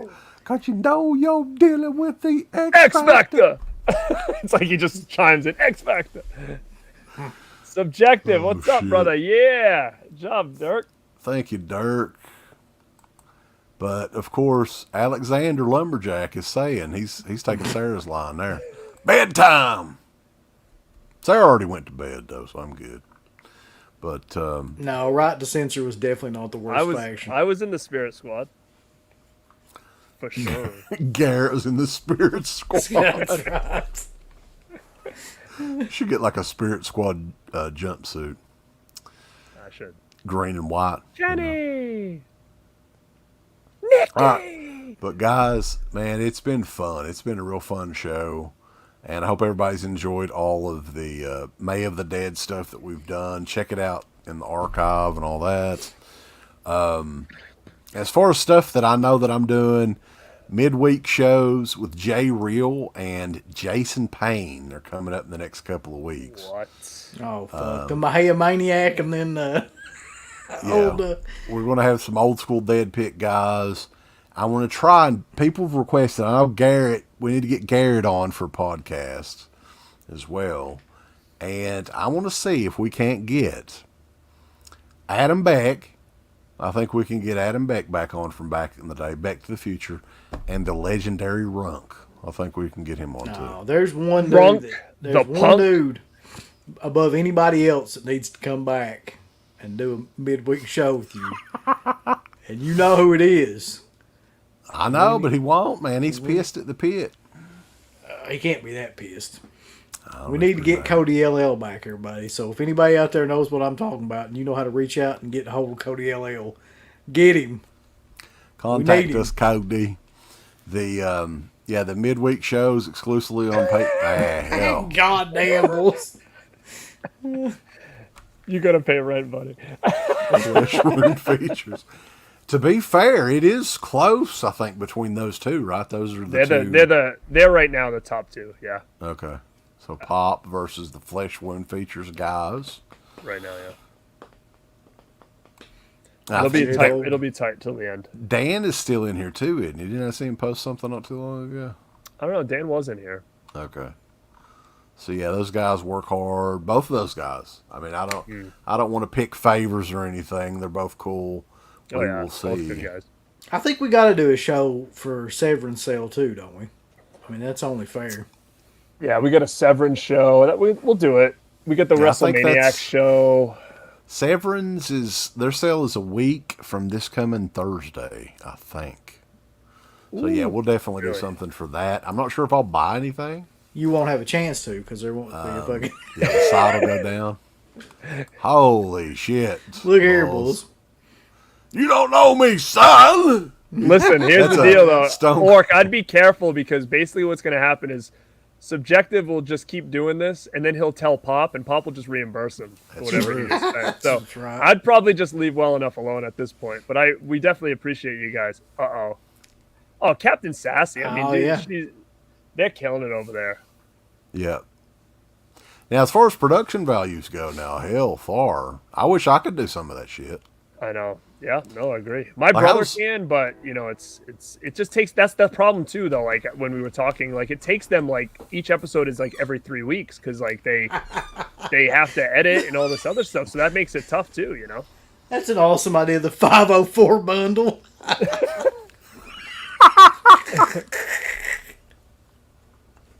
The Bad Gateway bundle. I wish to God we should do a Bad Gateway bundle. We should figure something out for that. Yeah. Like maybe I could get like a bundle of stuff, like 5 different things from the Dollar Tree, and sell them for like $20. Is there a way to make a bundle in the store where like it's the Bad Gateway bundle where you get that shirt and maybe like 3 other shirts in like a bundle for a certain price? Is there any way to do that? I don't think so. No. That would be a killer idea. That would be awesome. But you can get a the Bad Gateway Bad shirt. Gateway shirt with like the Dick Demon shirt and then like something else. Or taps out, boss. Yeah. It's because he has Pops funding him. That's why. That's true. Yeah, he's the North Florida Mafia man. They're not to be fucked with. But yeah, guys, go check out that video and throw some votes in. But also, too, check out all the channels on it because everybody on there is good. So definitely check out their stuff if you haven't. Yeah, and appreciate everybody checking out the Patreon page. We've got exclusive stuff on there, thousands of hours of shows. We're going through 2012. We put up today, do you remember DEADPIT After Dark, Uncle Bill? Of course, yeah. We put up one of only 2 of those shows that we ever did, where it was like a late night talk show, more than just horror movies. It was like current events and shit at the time. So I don't know why. We never did that again either, really quick. No, so DEADPIT on Patreon for that. Garrett, what do you got coming up again? We'll talk about that. I got a lot of shows coming up on other channels this week, so this was like the only one I have scheduled. The only other thing I'm going to try to get in before the end of the week is the Horror YouTuber of the Month winner. So I'm going to do that and then explain the rules for them to kind of take on the reins for the next month. I'm going to try to do that before the end of the week, no doubt. I've got a show tomorrow that's going to be on Sledgehammer Horror's channel. And then on Friday, you can catch me on Huck's channel. Huck's Pop Culture channel. We'll be talking movie soundtracks with like a big list of other content creators like Mel from My Killer Podcast, Brian Goes Blue, Tim's Talks Talkies, and then Miko. We're all going to be on there discussing our favorite movie soundtracks from all genres. So that'll be on Huck's channel on Friday. So that's what I've got coming up this week. Awesome. So, yeah, I'm not really sure what we've got coming up. I've got some reviews coming up and stuff like that, but I'm sure we'll have some more shit. Steve's got his fucking show, and... Wow, that's a shield for Steve right there. He's got his fucking bullshit. Watch out. Hey, Steve's getting quite a following on his shit. The Captain's Quarters at 6 p.m. on Saturdays. Steve, Mothership. The Mothership. And Dana's got her show after Steve. It's like it's a double feature every week. But Dana After Dark. Yeah, that's right. And then, like I said, we've got stuff planned. WrestleManiacs return, all kinds of other shit. We're going to get the fuck off here. It's too late. We're pulling a fucking Master Chaos. I'm not going to be on here for 6 fucking hours. Yeah, we ran out of shit to talk about. So, have we really been on this fucking thing for 2 hours and almost 50 minutes? Yeah, I can't do it anymore. I got to get off here. What the fuck are we doing? We appreciate you guys. We will catch you guys next time. Subscribe both channels, born2berad.com. Easy way to get there. And of course, DEADPIT.com. Give us the thumbs up. Up your butt. Like, subscribe. And if you subscribe, here's something else you can do. Once you subscribe, you can click the bell notification, right? And it'll notify you anytime that DEADPIT puts up new shit. Or don't. I really don't give a if you do. I want you to. I want you to. I don't care. Let's keep our community growing here on YouTube. I don't like it. I don't want you to do nothing. Listen, they need to do that, pal. No, don't you dare touch it. Thumbs up. Subscribe. And click that bell. For this video officially, it's Old Curly Jaws has a message for you. Go on over to shop.deadpit.com and go look at their Teen Public store right now. You got some new shirts like the Old Curly Jaws official t-shirt, which is brutal and badass. You got the Yummy Gummy shirt with the captain himself on the shirt. You got Uncle Bill's face on a fucking shirt. You got the Final Girl shirt. You got all these shirts over at shop.deadpit.com. Get them before they're all out, especially the new one, Bedtime 1039. It doesn't get better than that, so go on out. Check out these shirts at shop.deadpit.com. Go look at their Team Public store. You're going to have a good old time. Get them all. Thank you to all of our supporters on Patreon. DEADPIT on Patreon.com is the only place to check out a complete archive of the old DEADPIT radio shows all the way back from 2005 on, in addition to the midweek shows and fan commentaries, exclusive podcasts, and much more. DEADPIT on Patreon.com if you're interested. Tiers start at only $1.